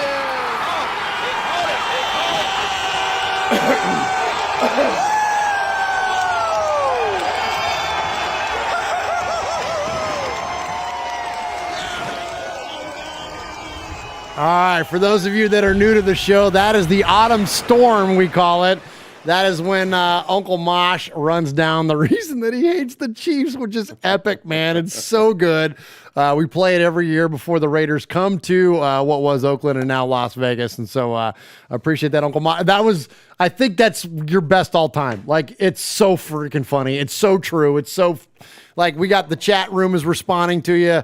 People are ready to run through the walls for it, man. It was a lot of fun. It was a lot of fun. And I love that it's got the autumn storm too. But, you know, you and I were talking about it, and I was like, should I write another one? And you're like, nah, you don't have to. But, you know, because we did our rants live. We did them without that prompting. Was a live deal. Like, yeah. That was like not a prepared thing. Like, you just ran with that. It was ready to go. That was good stuff there. So, all right, so we're going to jump into the Sea of Fans mailbag, which is where we hear from you, Raider Nation, everybody in the chat room and everybody that contacts our show each and every week. You can do that two ways. You can send us an email at show@RaidersFanRadio.com. That's SHOW at RaidersFanRadio.com. And if we read that email an indefinite amount of times, you become a made man or a made woman. And we start off the emails this week with Uncle Mosh has got a handful of them. I also got a late entry, Mosh. Okay. And I can give it to you to read, or I can read it at a later point.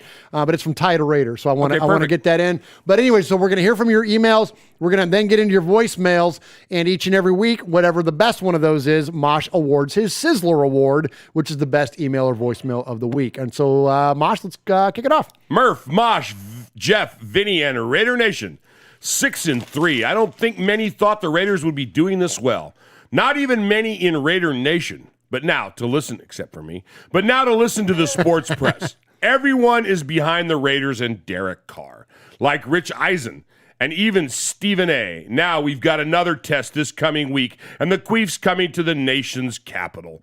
Andy, Fat of the Week, Reed, went on record complaining about the Raiders' victory lap around the KC facility, saying it wasn't their style. Maybe because it didn't involve beating a significant other. Yeah, right? Coach Gruden, during his presser, said it was brought on by a smart-ass remark by the Kansas City native bus driver. Hey, you reap what you sow. It's unfortunate Raider Nation won't be in the house to encourage the silver and black. Raider Nation forever. Frank from NorCal, proud made man. Awesome job, Frank from NorCal.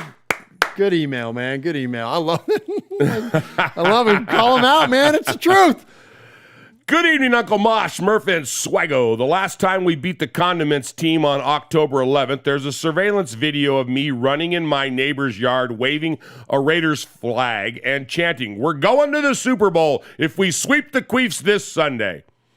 I will take my son's dark saber run next door again, stab the yellow and mustard flag, wave it up in the air, run up and down my street chanting, "Raiders!" Yes! Side note, Uncle Mosh, would you agree the dark saber is the perfect... Oh, my gosh, I'm about ready to rip this up. Do it. Come on, no, this is good. Would you agree the dark saber is the perfect Star Wars weapon to represent Raider Nation, even if it was not a weapon for the dark side? Yeah. I joke. I know you don't like Star Wars. You can hit the booze or crickets button if you'd like. It would be an honor. This is, seriously though, this is a great email, and I'm okay with him, talking about that stupid Star Wars. Oh my. You mean like a lightsaber like this? Not a dark saber, but a lightsaber? Yeah. Hey, Mosh, I got something else to show you. Because I know you're such a huge fan of The Mandalorian. I got about 8 seconds left, and before I jump across this desk and I crush that stupid little baby Yoda. Baby Yoda. Yoda, not yoga. Whatever. All right, go ahead. A 2-0 record versus the Chiefs in 2020 will complete a trifecta for my 3 favorite sports teams. You see, the number 2-0 is very significant for us here in the City of Champions. That's right. You guessed it. Los Angeles, home of the 2020 champion Lakers and Dodgers. I'm sure Beto, a.k.a. 9-Volt, would agree with me on this. Booze button. I love that he's telling me, he's giving me all these cues. The audio cues, yeah. Before I go, much respect by the very talented cousin Sonny. Not only is he funny, I love the top-notch beats he produces for your shows. Absolutely. Oh, right on, man. They're better than the ones on Cody's show, LOL.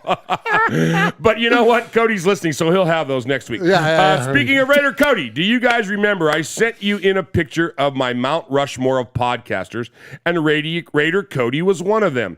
How did I just find out that he is possibly related to Crimea Rivers?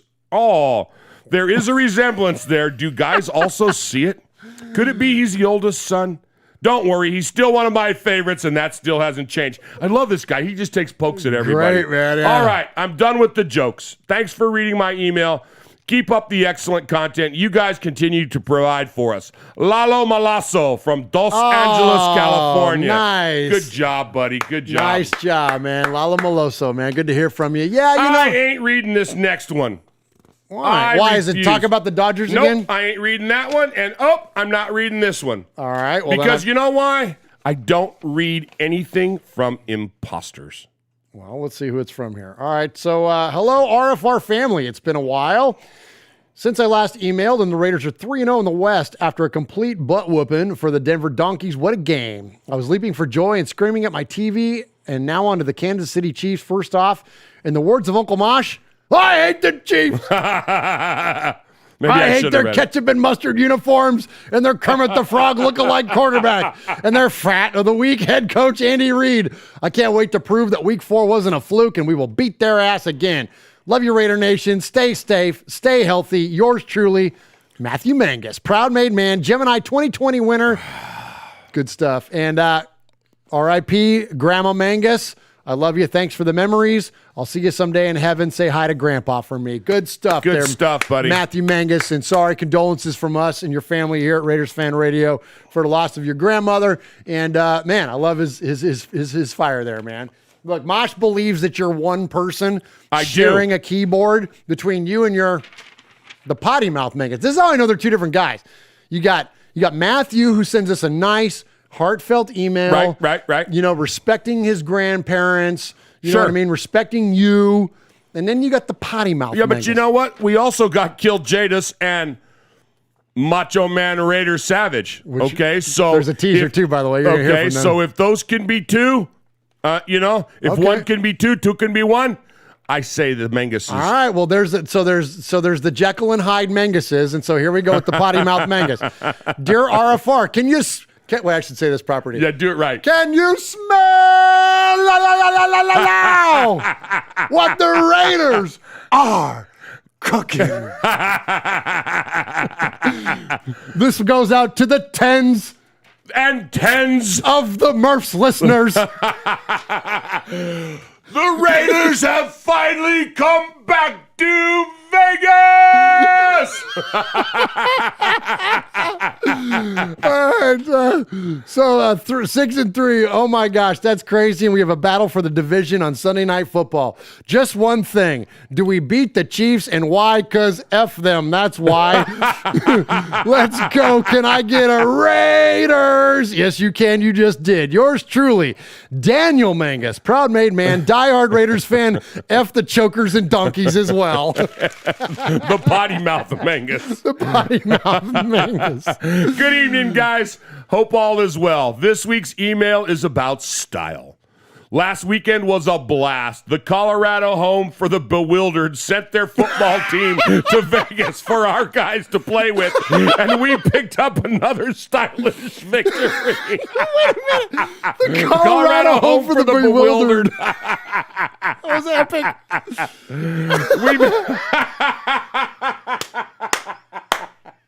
That's so funny. We made. That shows you we don't proofread these things, man. Oh my gosh! You know the worst part? I did. That's great. We made the donkeys look stupid, sending Elway home to his stable with his tail between his legs. It never gets boring. We took our time to get going, but despite the lack of rhythm early in the game, we eventually grew our lead and picked up a deserved W.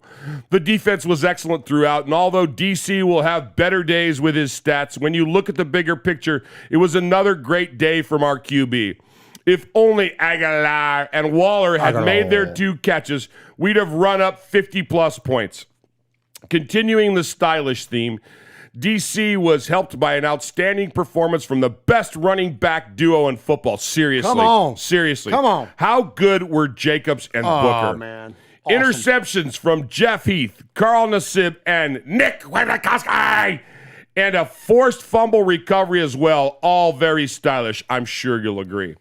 I can't stress enough how important it is to keep DC, Josh Jacobs, Rodney Hudson, and Nick Witkowski fit. They are crucial to where we want to be. As for the donkeys, if Drew Lock is a quarterback, then so am I. Hopefully he'll stay with them. Hey, he needs to add that on his list of credentials. Oh, nice. Yeah, on the signature. Second string quarterback for the donkeys. For the donkeys. Hopefully he'll stay with them for a long time. Then he can keep them where they belong. Some of his decisions were shocking. In fact, the last time I was that shocked was when I Googled the Cleveland Steelers. Oh, no. That's not good. No, it's not. Thanks, Mike Murphy, for that one. Oh, God. Speaking of not proofreading emails. Thanks again to Houston Raiders Steve for an image I can't unsee. Oh, no. And so on to Week 11. Oh, no, that was a voicemail. Sorry. Yeah. Yeah, it was a voicemail. The Chiefs come to town, and I believe it's the 4th time in 5 years that we've had to play them after their bye week. Make of that what you will. Yeah, that's the conspiracy. Mm-hmm. As the build-up to Sunday gathers pace, we appear to have gotten under Andy Reid's considerably large, thin skin. Oh, my gosh. Paul is on Paul's fire on fire, tonight. man. After our win in Missouri in October, the team buses did a lap of honor around the Arrowhead before leaving for home. Reid has taken this personally and has been quoted as saying, "This isn't our style," implying we were disrespectful to them and they are above such things. Yeah, because Andy Reid doesn't do cardio, clearly. He's not going to take any laps. Well, there are plenty of instances where their players have been disrespectful to others. Ask the Jets in Week 8 when the Chiefs were dancing on the field during the game. And please don't start preaching respect and morals when you have Tyreek Hill in your team.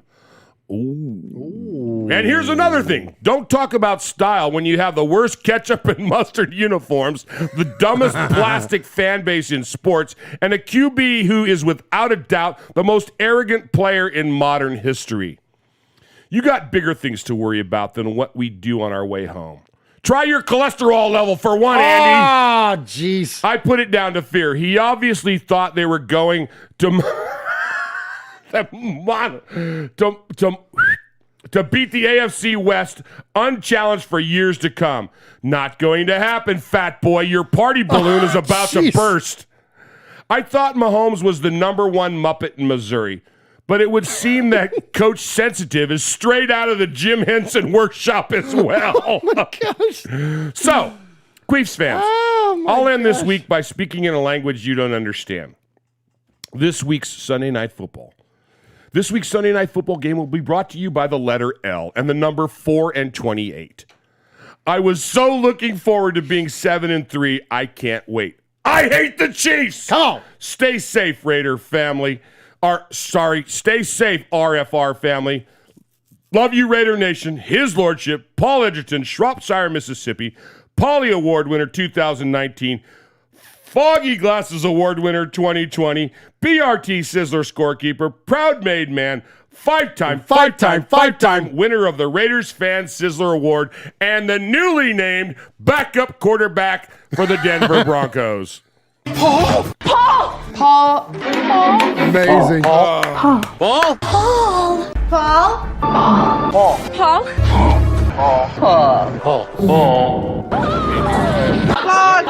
That was funny. Paul, your name Paul? Paul. I met him with Paul. Who? Paul. Paul, yes, Paul. Paul's not here. Hey, Paul. Paul. Hi. I'm Paul. All right, that was epic, Paul. So I gotta admit something. This is why I try not to consume other people's Raider content throughout the course of the week, as things pop into my head and then they come out on our show. Right. So I want to give credit where credit is due. The Andy hates cardio line came from the Mad Raider on Twitter. Andy Reid said today said Raiders earn the right to take a victory lap around Arrowhead Stadium. However, that's not our style. And then the Mad Raider responds and says, well, Doug, he clearly hates cardio.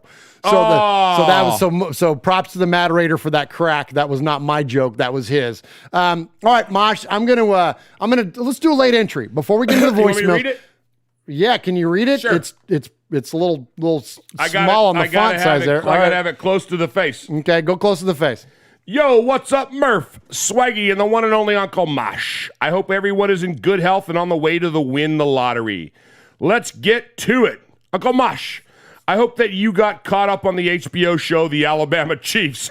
As a matter of fact, I did. Did you really? That's really good. Yeah. That's really funny. Did you watch the Game of Thrones? No, but you told me about it, so I'm caught up. Oh, yeah. Okay, I got you.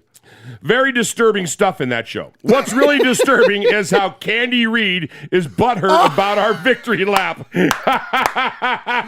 Nice. He's just mad that the only lap he will get close to is his own when he rests his belly on it. But I will save all the good Chief jokes for next week. Let's talk donkeys. You see, my daughter came in to watch the game with me. Usually she would watch for a minute and then leave. But this time she stayed a little longer. Halftime came and she looked at me and asked, "What happened to My Little Pony?" Maybe I'm wrong, but I told her they all died. I'm a work in progress here, you see. Forgive me. Do you think Elway gets angry every... That's underratedly funny. That's amazing. Oh, my gosh. Oh, man. Maybe I'm wrong, but I told her... Okay, do you think Elway gets angry every time he goes to a store and sees kids are placing quarters into a machine with his face on it, and it takes him around in circles while playing music? If he goes swimming, is that considered a seahorse? Those are the questions that keep me up at night. I'm glad to see 24 out there getting under people's skins. Gosh. I do think he will learn when to settle down, though, because Third and Renfro had a nice return brought back. Speaking of third down, I know our defense balled out, but those third and long situations will haunt us if we don't correct them.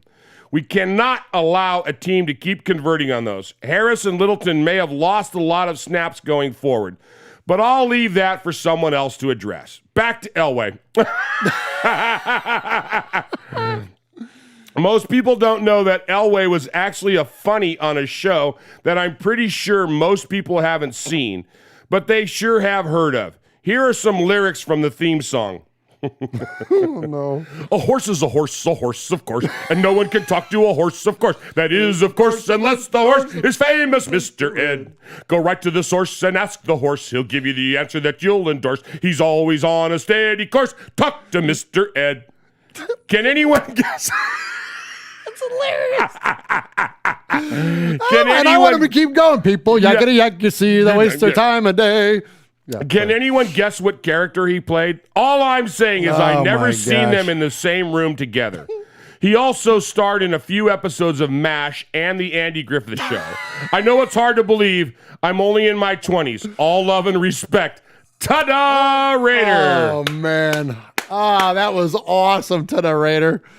Man, great stuff there. All right, let's move on from the emails to the voicemails. Mosh, I'm going to hit a break real quick, and then we'll jump into the voicemails. I think. There it is. Oh, my gosh, that was funny. Patrick Claybon with NFL Network here. Hey, folks, I know 3 things you might like. Do you like football? Do you like the Las Vegas Raiders? Do you like listening to things? I'll add a 4th. Do you like swag? Well, here we got Swag Jeff, Murph, Uncle Mosh. This is Raiders Fan Radio.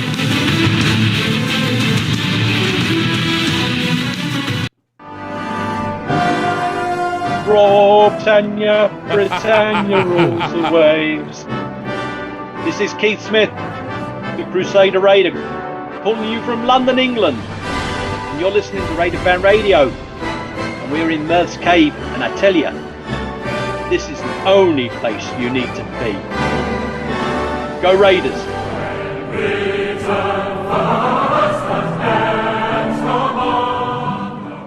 Oh my gosh, man. Funny stuff tonight in the emails, man. You guys are killing it. This is why we love you so much, Raider Nation, man. And everybody in the chat room as well. It's funny, whenever you hear us laughing off mic, a lot of times it's because we're reading the chat. The chat is amazing. Mosh, shout them out. Who's in there tonight? Oh my gosh. Aaron, right now I'm seeing Aaron, Lil Seek, ATWN 32 fam, Ron the Mater Raider, Reese Rock, Ta-da Raider, the Big Easy, Franklin 83, Raider Bon Rico, Pirate 1975, Lorenzo Quiros, and to win Blizzin Oakland Raiders for life. Town business is what that is, Mosh. What is it?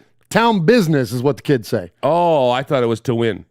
Oh, anyway, May Spitfire. There we go. Just a whole bunch of people. Whole bunch of people in there. Yeah. Appreciate you joining us in the chat. So speaking of Reese Rock in the chat, thank you so much for that super chat. 100% of that money that you give us will go straight to the One Nation Foundation. I appreciate you and the way that you all have supported us tonight. Yeah, so whenever we see any of that super chat money, direct donations via onenationfoundation.net, the auction, if you want. Let me flash it up one more time real quick. Let me flash up the Bo Jackson picture. Hey, the last time I said let me flash it, I got in trouble. Coach yelled at me.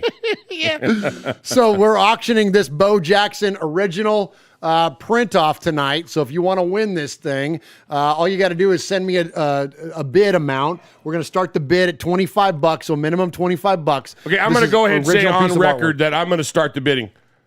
Okay. Yeah, I'm in. $25. Wow. Okay, congratulations, Uncle Mosh. So if you got as of now, if you it's want, mine. If you want to spend more than $25, then yes, then you can win that thing. And it's an amazing piece by Richard Miller, and Richard's info to Ether Art is in our show notes. All right, let's get to the voicemails. We're running out of time, but man, this has been so much fun tonight, Mosh. Oh man, we've been having a ball. And we're off next week, so if we got to kind of blow it out a little bit here and run over a few minutes, no big deal. So thank you, Reese Rock, for that donation. Now we're going to get into the voicemails. You can call us each and every week, 909-345-3346.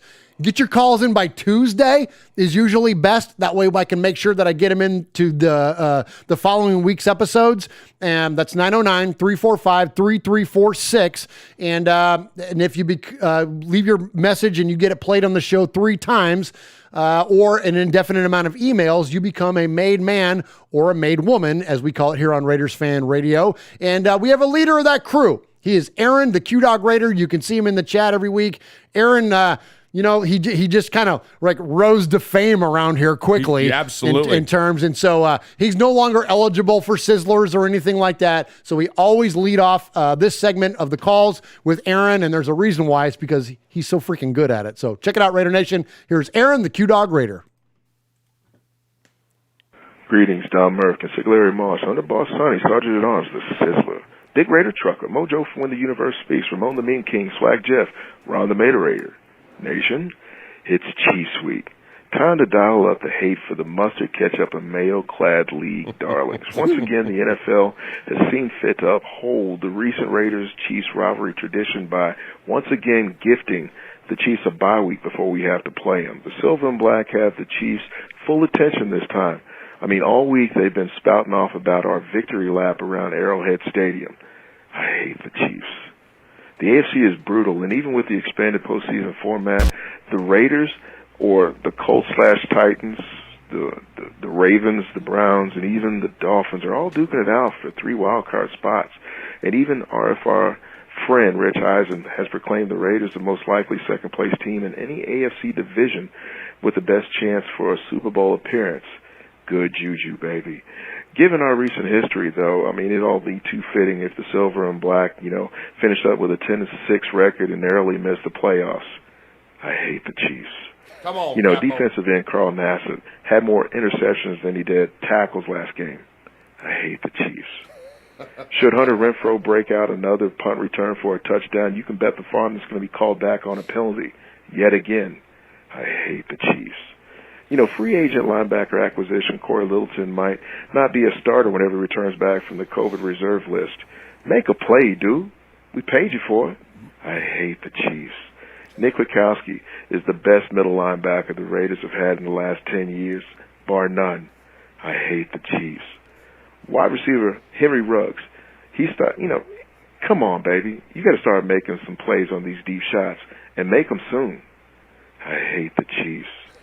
DC4 is moving better in the pocket than he has at any point in his career.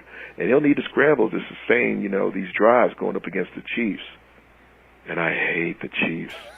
Meth-encrusted ribs, eating corn with false teeth sounds like Kansas City to me. I hate the Chiefs. Kicker Daniel, Legatron Carlson, has reliable feet. Long live our new kicker. I hate the Chiefs. I woke up before dawn. Birds began to tweet. Why the hell are they so happy? I hate the Chiefs. Ramon made a meme about AB's feet. I looked and laughed, but still hated the Chiefs. Big Raider Trucker, honked on fools who had beef. On I-115, yeah, he hated those Chiefs. Raider Roo hates Gunther, the Raiders DC. The stats don't lie. We still hate the Chiefs. Mojo's a shellback. A Mustang LT. He crossed the equator, then returned from sea. Asked how was his journey. He snarled and spit a retort. I hate the Chiefs, Coyotes, and this punk-ass port. Baby Clellan is out with COVID-19. With or without him, I still hate the Chiefs. Swag Jeff bought gear. Buy one, get one free. It was all good. He bought nothing from me. At the end of the day, we both hate the friggin' Chiefs. The hit list. Patrick Mahomes, Tyreek Hill, Clyde Edwards-Helaire, Travis Kelce, DeAndre Washington, Lev Bell, Andy Reid, and Andy, the McRib. It isn't back for a limited time, baby. Tyron Matthew. It doesn't matter what his name is. He's a Hunter Badger to me.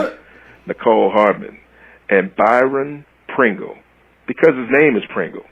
Respect goes out to Kevin the Raider Nerd, B-Dog in the Pasture, Raider Born Rico, Haley from Scotland, Watts Raider, Sugar Shane, Bobby Wasabi, Raider Homer, His Lordship, Paul from Shropshire, Mississippi, Eye Patch, Rev Raider, Monster Mash Ken, Running Bear, Coach Davis, Raider Lim, Raider Cliff, Oso Raider, Big Easy Raider, Raider 1975, Fabricator Gil, Wild Raider, Dead Scroll Steve in H-Town, Amingus brother to be named later, and everybody at the Fan Club Blitz, especially Splatterhead.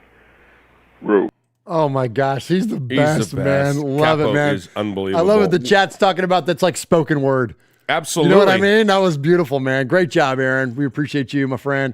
And so always kicks off the segment for the voicemails. Now this is like a murderer's row of call-ins for us. We got some phenomenal heavy hitters tonight, man. Some great calls. Call out my new buddy. He was asking about. So where's this Rico guy I've heard about? Well, okay. Turn your lights down. There you go. Turn your lights down real low.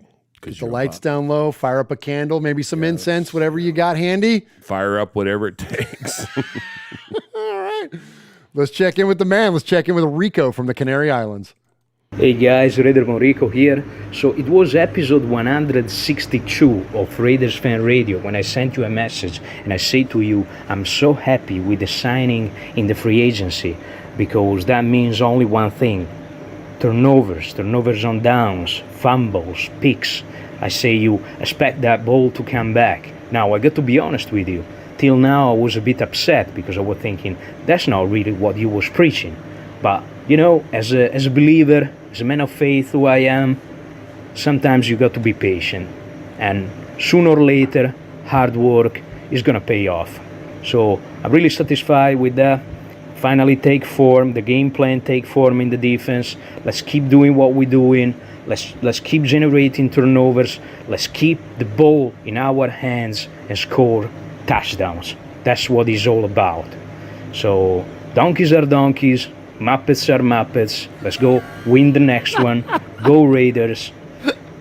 And with all that say, I love you all, and I'm out. Oh, Rico. Nice. We love you too, man. And donkeys are donkeys and Muppets are Muppets. That needs to be a shirt. Oh. Swaggo, get on that, dude. That needs to be on our new TeePublic site. You can find our TeePublic gear, which 100% of the profits go, of course, to where?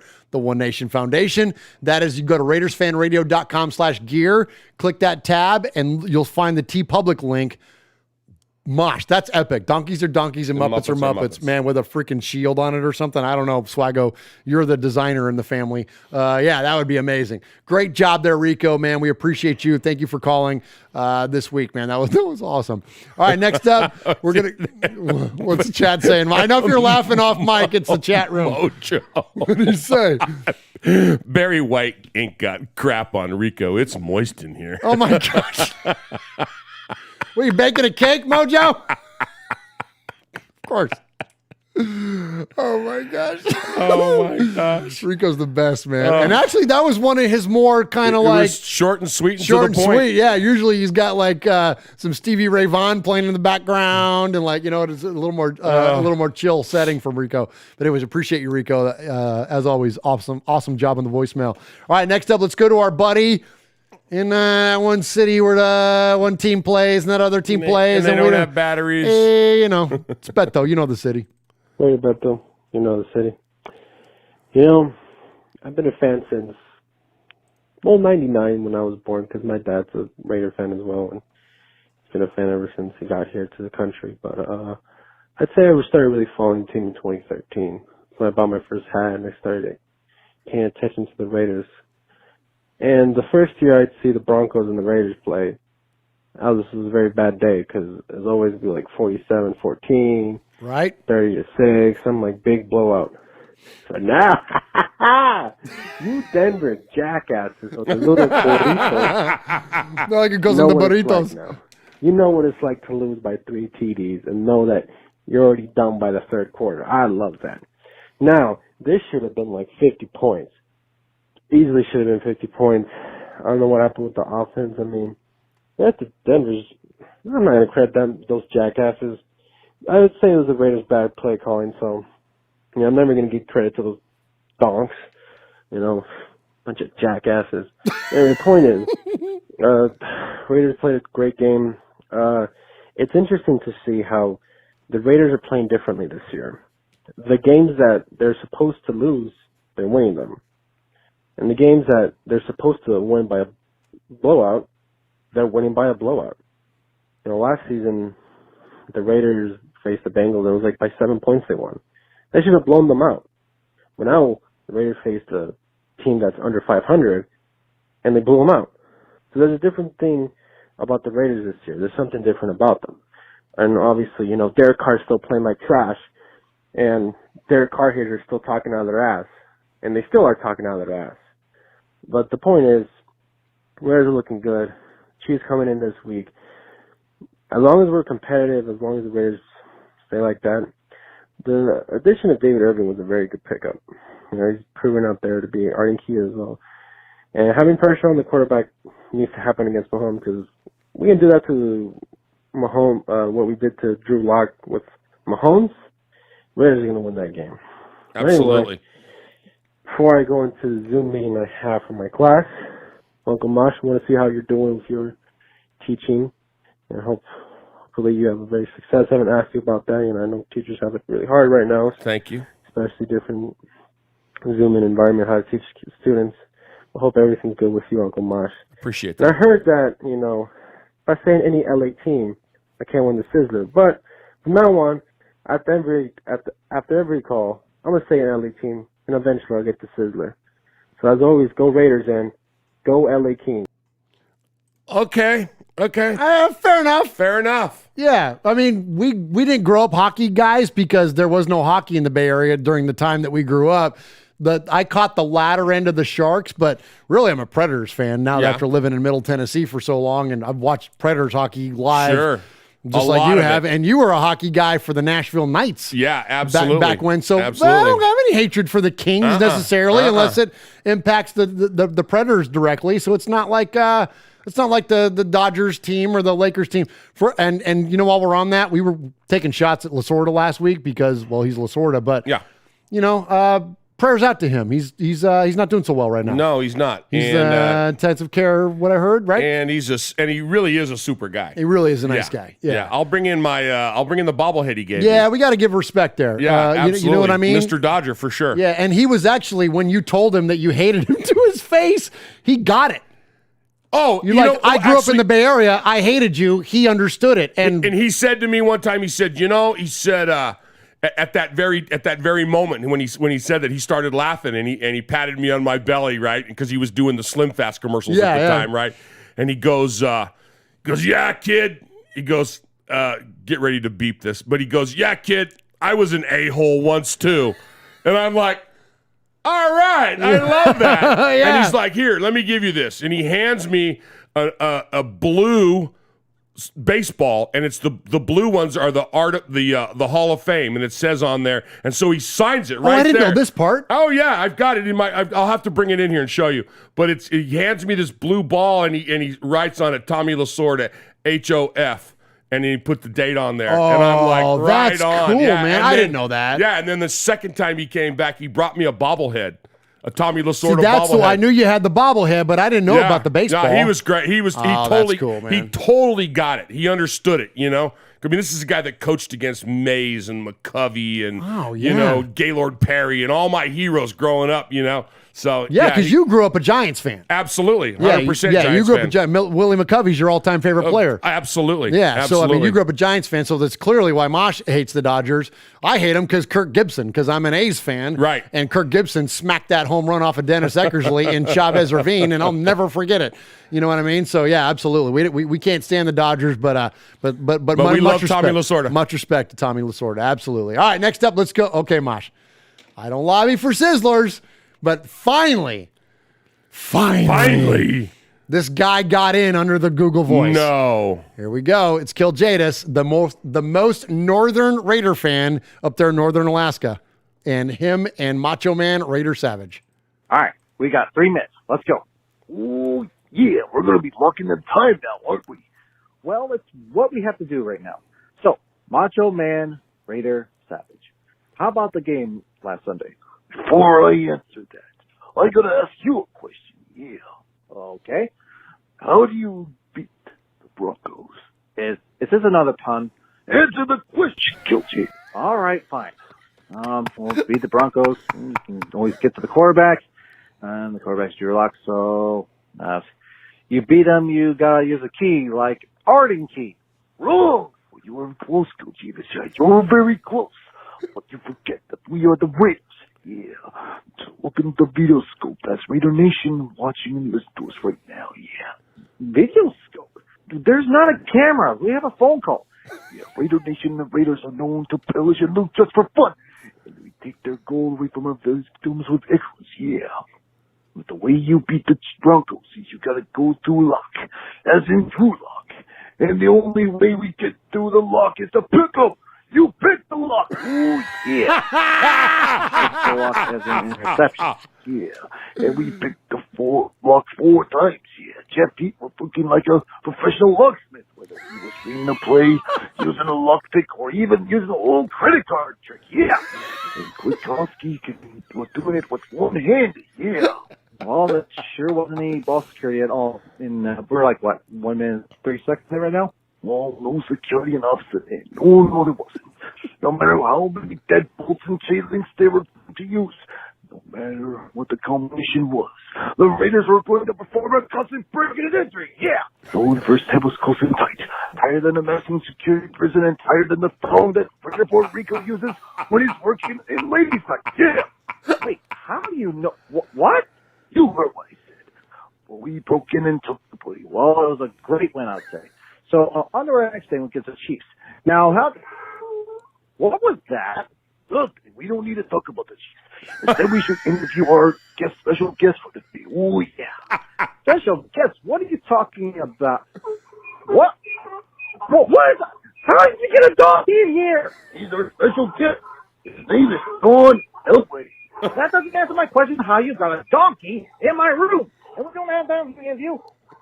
2 minutes, 40 seconds, we gotta go, we're out of time. We're doing the interview. No, we'll get the Google voice. How about you make it on the chair for the Google voice? No, give us the ball. Oh, that was amazing. Oh, my gosh. I love it. He pulled the plug on himself. Yes. It was so self-referential. At 2:59, he pulls the plug on his himself. Own plug. Oh, that was amazing. Kiljaden. So dang funny, man. Oh, that was great, man. Great job there. So that's Kiljaden. Oh, you picked the lock. That was amazing. How come everybody in the chat room, including the two of us sitting in the fan cave, are going, why didn't we think of that? That's brilliant. That's genius. Brilliant. Yeah. Good job. Yes. The lock pick. Kiljaden, next time you see Macho Man, tell him that was great. That was great, man. Epic stuff there. Great job, Kiljaden. All right, so we're starting to get late. Let's hit the accelerator. We got 3 more to get to. And next up, we're going to hear from our good buddy, Mikey. Yes, that Mikey Raider. Yay! Murph, Uncle Mosh, Swaggy Jeff, and all the Raiders fan radio made men. It's your boy, Mikey Raider, coming to you from Mom's basement. That's right. I've been quarantining like Biden, and I haven't made many appearances. But that's neither here nor there. Guess what time it is? It is Kansas City Queef Week. And with John Gruden taking a victory lap over those damn Chiefs on the bus, did he really put the Chiefs under the bus? By taking a victory lap, I say he did. But that's not what I'm here to talk about. Murph, you paid your debt in full by rapping when we beat the Chiefs per our Mondays with Mikey and Murph show that'll hopefully come back sometime before the New World Order takes over. But you fulfilled your debt by rapping, and I loved seeing Vanilla Murph. You did a fantastic job, Vanilla Ice Murph. You did a fantastic job. But seeing as even though you paid your debt, we're playing the Chiefs again, and it might be a good omen if you promise to rap again every time we beat the Chiefs. You might be the good omen that lets us sweep the Chiefs. So I'm asking you live on your show, if we beat the Chiefs again, can we get a Vanilla Murph appearance for a second rap after we beat the Chiefs? Because the truth is, America needs a Vanilla Murph album, and you need 10 raps to be on an Vanilla album. Murph. So that's hopefully 10 victories and 10 Vanilla Ice Murph raps. Can you do it? Will you take on the challenge, Murph? Do you have the big balls? It's your boy Mikey Raider, and I challenge you. to accept because you are a good omen to beat the Chiefs. Fair I love enough. you guys. Be blessed. Stay safe. Go Raiders. Oh, and only one more phone call, and I become a made man. Hey, there you go. Yeah, we'll make Mikey a made man around here. One Absolutely. more call, Mikey. All right, so there's a little debate going on. So, like, we could probably just replay the one that Sure. that we recorded. That would be a good way to go about it. But listen, I'll accept. I'm not going to do a full-on, thing like we did last time, but like maybe a more produced version, like maybe something a little more crafted that we could just play on the show. I might be into something like that. But yeah, man, as long as we keep beating the Chiefs, like I'll keep shaming myself. Absolutely. Like, I sang Mr. Ed tonight for crying out loud. Exactly, absolutely. So or maybe Mosh will rap. Maybe this time I'll write a rap for you. Oh my gosh, that would be the worst ever. That would be the worst, That but it would be so much fun. but probably pretty damn funny. Yeah, Maybe me and Swaggo. Maybe we'll just like rotate around the fan cave. Like I mean, next will be you, then we'll be Swag, then back to me and whatnot. Right? Because we know Swaggy's the singer in the bunch. Yo, he's for real. Got musical talent. He's got pipes. Yeah. So like, yeah. So the us sluggos will do it. Or I might, you know what? I might appoint my youngest, old Vinny. Like he's got some chops. Got he can chops sing. too, Like yeah. maybe I'll bring him. But anyways, yes, Mikey, we will do something to commemorate your request. It may not be me directly because I don't want that to get tired of just. No one wants to see that. I don't think. No, they don't. And twice a year, even though I would love that. But yeah, in terms of us winning, but I wouldn't love to see myself doing that. So we'll come up with something fun for it for sure, man. We challenge accepted with a little bit of a caveat. We will How have. about That's that? right. We will have a. Absolutely, because we'll have a little bit of time to work on it too. Yes, sir. Absolutely. So we will get that. We'll get something in. All right, next up, let's go to our buddy in Jersey. What? Raider Go ahead, Born go ahead, Rico go ahead. says, "Yeah, we could call it Creepy Uncle Murph and the Murphettes in a triple X hip hop video like the old times." Why, Rico? Why I got to be creepy Uncle Murph? I guess he knows me better than I thought. We'll be like two Murph crew up in here. All right, next up, let's go to our buddy in Jersey, Rev Raider. What's going on, Murph? Uncle Mosh, Young Swaggo. This is Rev Raider calling from Jersey. Just wanted to talk my bovine excrement. By the way, if y'all hear some nursery rhymes in the background, my son, he's over here going nuts on cocomelon. So don't mind that. But, yo, it was a good week, man. Like, we went out there and we did what we were supposed to do, you know? They're not the greatest of teams, but they still a divisional team.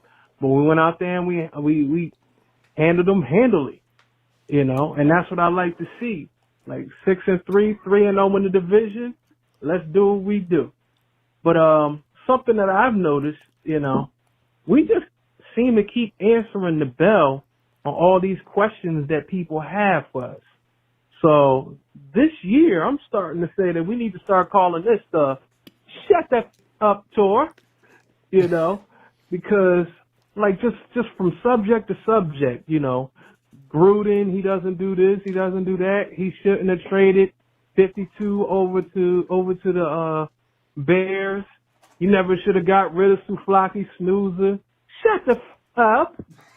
You know, we moving. We doing what we supposed to do. Derek Carr.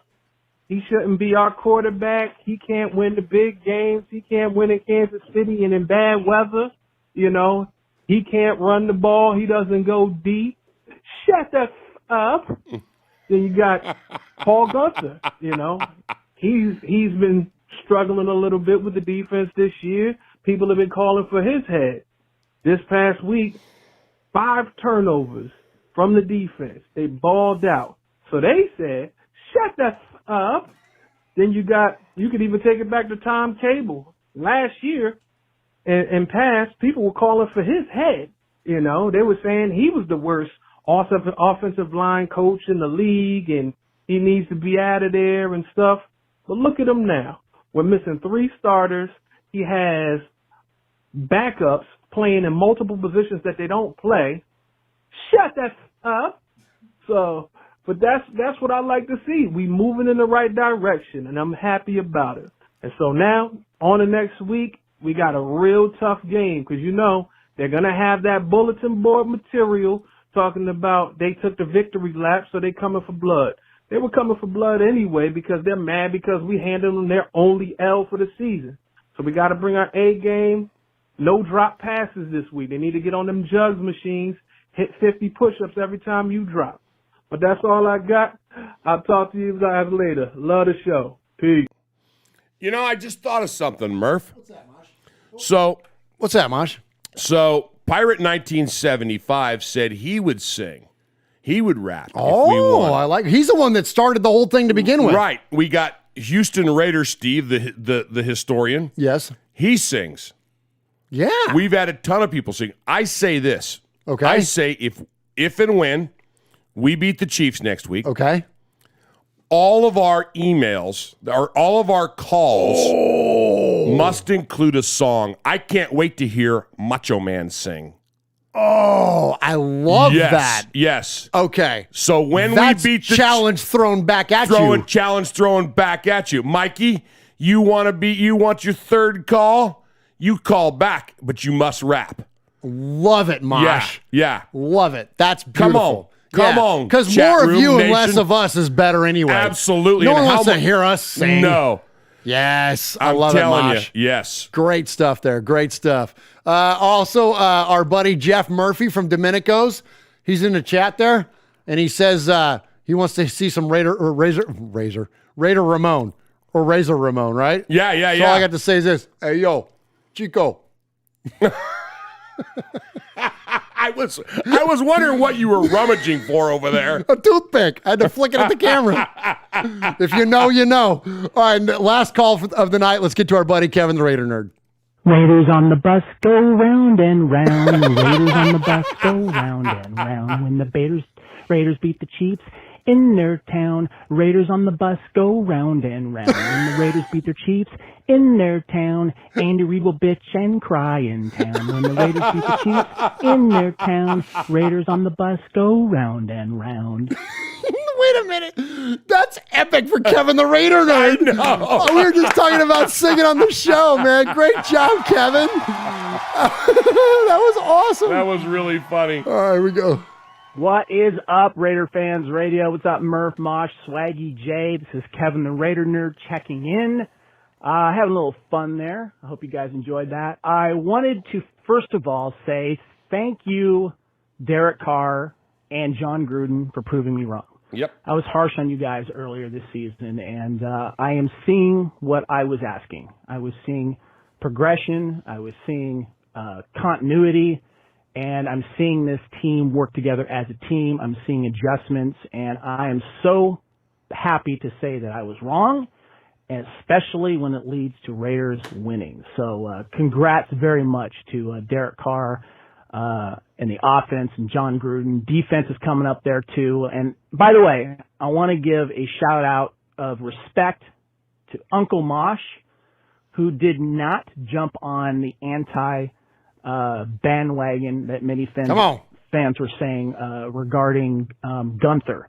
A lot of people were calling for his head, and I think that we were a little too soon to hang him out, because I know that he was working with a lot of players that were still trying to find their groove, and I think that before we call for coaches' heads, like myself, let's kind of look at the big picture and realize that they could be coaching their hearts out, but maybe the players aren't quite gelling yet. And so much respect to you, Mosh, for jumping out and saying, I'm not jumping on that let's get rid of Gunther bandwagon. So much respect to you. Chiefs bye week conspiracy still heading out there. I know since 2009, the Raiders have had only one winning season and have been playing very badly. And the Raiders have been playing the Chiefs, I think, 6 out of the last 10 years, if I remember correctly. And so the Raiders have been playing very bad, the Chiefs have been playing very bad Raiders teams, so keep that in mind. But I feel really good about them this year. Last but not least, I want to give major respect to Ricky Ricardo, who passed away, the owner and proprietor of Ricky's, the famous and best Raider bar ever. He and his wife did a great job, and he welcomed me once when I arrived, and I gave him an Atlanta Raider Booster Club shirt, and he put it in the case there, and he welcomed me as a first-time visitor. So thank you guys very much. Hope you're doing well. Let's get a victory against the Chiefs. Google Voice. Not this time, Google Voice. Would you think it was Kill Jadis? What the hell, man? You trying to put me out of work? Kevin sent me a text afterwards, and he goes, "Hey, man, I think I got Google Voice." No, you didn't, Kevin. You got 259. Point like 6. Yes, Yeah. like just underneath the wire there, man. So great job by Kevin there. We appreciate you. So Uncle Mosh, so each and every week, he awards the Sizzler Award, which goes out to the best email. So Uncle Mosh, in the spirit of Razor Ramon and Jeff's request and saying too sweet, who do you got? Oh, yeah. Okay, so we start. I mean, man, what a night. What a night. What a night. Our emails were crazy. Frank in NorCal, Lalo, you had the Mangus, Paul, and then Tada, Mangus to be named. You know, Capo kicked it off with Capo hates the Chiefs. Rico telling us hard work pays off, and then came up with that donkeys are donkeys, Muppets are Muppets. I love it. I love it. Beto, lifelong fan. Hey, shout out to the Kings. Kill Jadis. Kill Jadis. Kill Jadis, man. Pick the lock. Dude. So good. That needs to be a freaking shirt. Oh. Dude catching it with Kwiatkowski with one hand. with his one hand. Pick the lock. Make that happen, Swaggo. Let's go. Mikey, the challenge to get you to rap again turned into us challenging back to an all-rap voicemail show. Yes. Love it. Love it. Rev, shut the F up, you know? And then, shut the F up tour. Yeah, and love serious. And then Kevin the Raider Nerd, Raiders on the Bus. Loved it. Loved the singing. Great job. And great shout out to Ricky Ricardo, too, by the way. Much fantastic, condolences yes. to that family.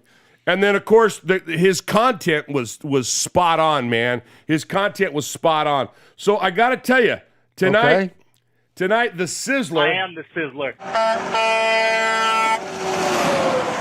Sizzler. Sizzler. Sizzler. We got a double bubble. You got a twofer. We got a double bubble. Oh, I love this. I love it. Sizzler. Sizzler. We got a double. What? It's never been done before. We've never had a double. We've never had a double. No. We've got 2 emails. Paul and Tada. Yes. That's what I'm talking about. Tada both hammered it. When you can make me cry, when I'm reading and I had tears coming down my cheeks, I was dying. I'm so glad we got Tada's email in late. Yes. And then, of course, Kevin, you hit it out of the park, brother. You hit it out of the park with the Raiders on the Bus, and then your content was amazing. You also get a Sizzler, but the double part of your double bubble goes to Kill Jadis and the Pick a Lock. So we are actually a foursome. We are awarding a double Sizzler. Never been done before. I love it. Unbelievable. We are Metallica, and we are here for your Oakland Raiders. You know why we're out here, and we ain't playing around today. From The Walking Dead to errant Jedi Knights, Raiders fans are a rogues gallery.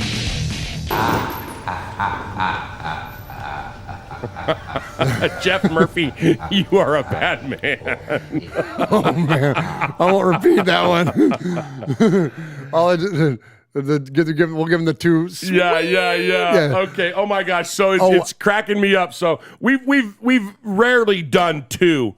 You know, you're not the guy do that. to do participation trophies. No, like, I it's hate not that you. crap. Yeah, but with the way that I take all my notes and I write down and I mean all the stuff that I've had and I go content and I go delivery and I go fan appeal and I mean it was so freaking tied. And first of all, for the emails to be able to get a Sizzler is crazy. That's hard. Yeah, it's hard. That's really hard because you don't get inflection and those things, right? No, but just, I mean, the work that these guys all put into this tonight. And my favorite thing about the whole thing is we were going right along. We had like 35 thumbs up, and then it was was 40, and then it was 45, and then it went up to 50, and now it's at 52, and then somebody hit us with the thumbs down. Oh, no. I think it was Swaggy, because he wasn't here. Or somebody's like a Hogan guy and didn't want to hear all the Macho Man references, I know, right? right? But no, listen, Raider Nation, this is what is so beautiful about, celebrating you on this show is that, like, tonight, like, going into it, like, Mosh and I were even talking about it before the show started, like, the phone calls and the emails were just absolutely perfect tonight. You guys are the best. We love your creativity. We love your passion for Raider Nation. We love all the ways that your passion comes out, whether that's Richard Miller's art, the Bo Jackson picture, whether that's the music that comes out from folks like them Raider boys, it comes out in your calls, it comes out like, that's what makes Raider Nation so special, is the way the creativity comes out. And so thank you so much for the way that you contribute to us here at Raiders Fan Radio. Kill Jadis, thank you for the super chat tonight, my friend. 100% of that money is going to go to the One Nation Foundation. Thank you very much for that. We appreciate you. And Mosh, this is a lot of fun tonight. We ran way over, but you know what?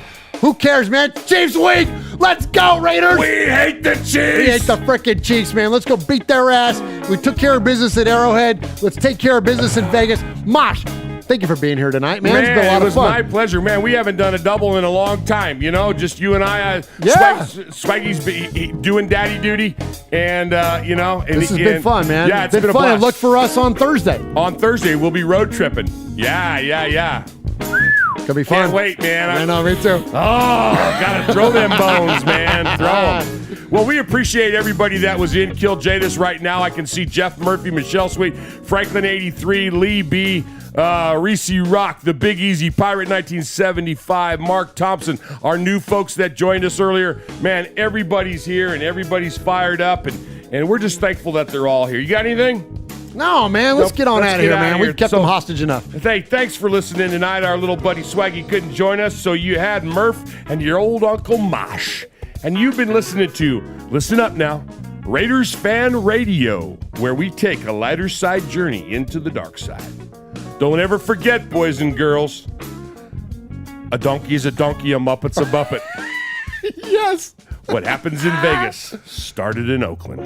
Good night, everybody. God bless. Wear your masks. Good night, YouTube. Oh my gosh, that was a fun show. That was such a good show.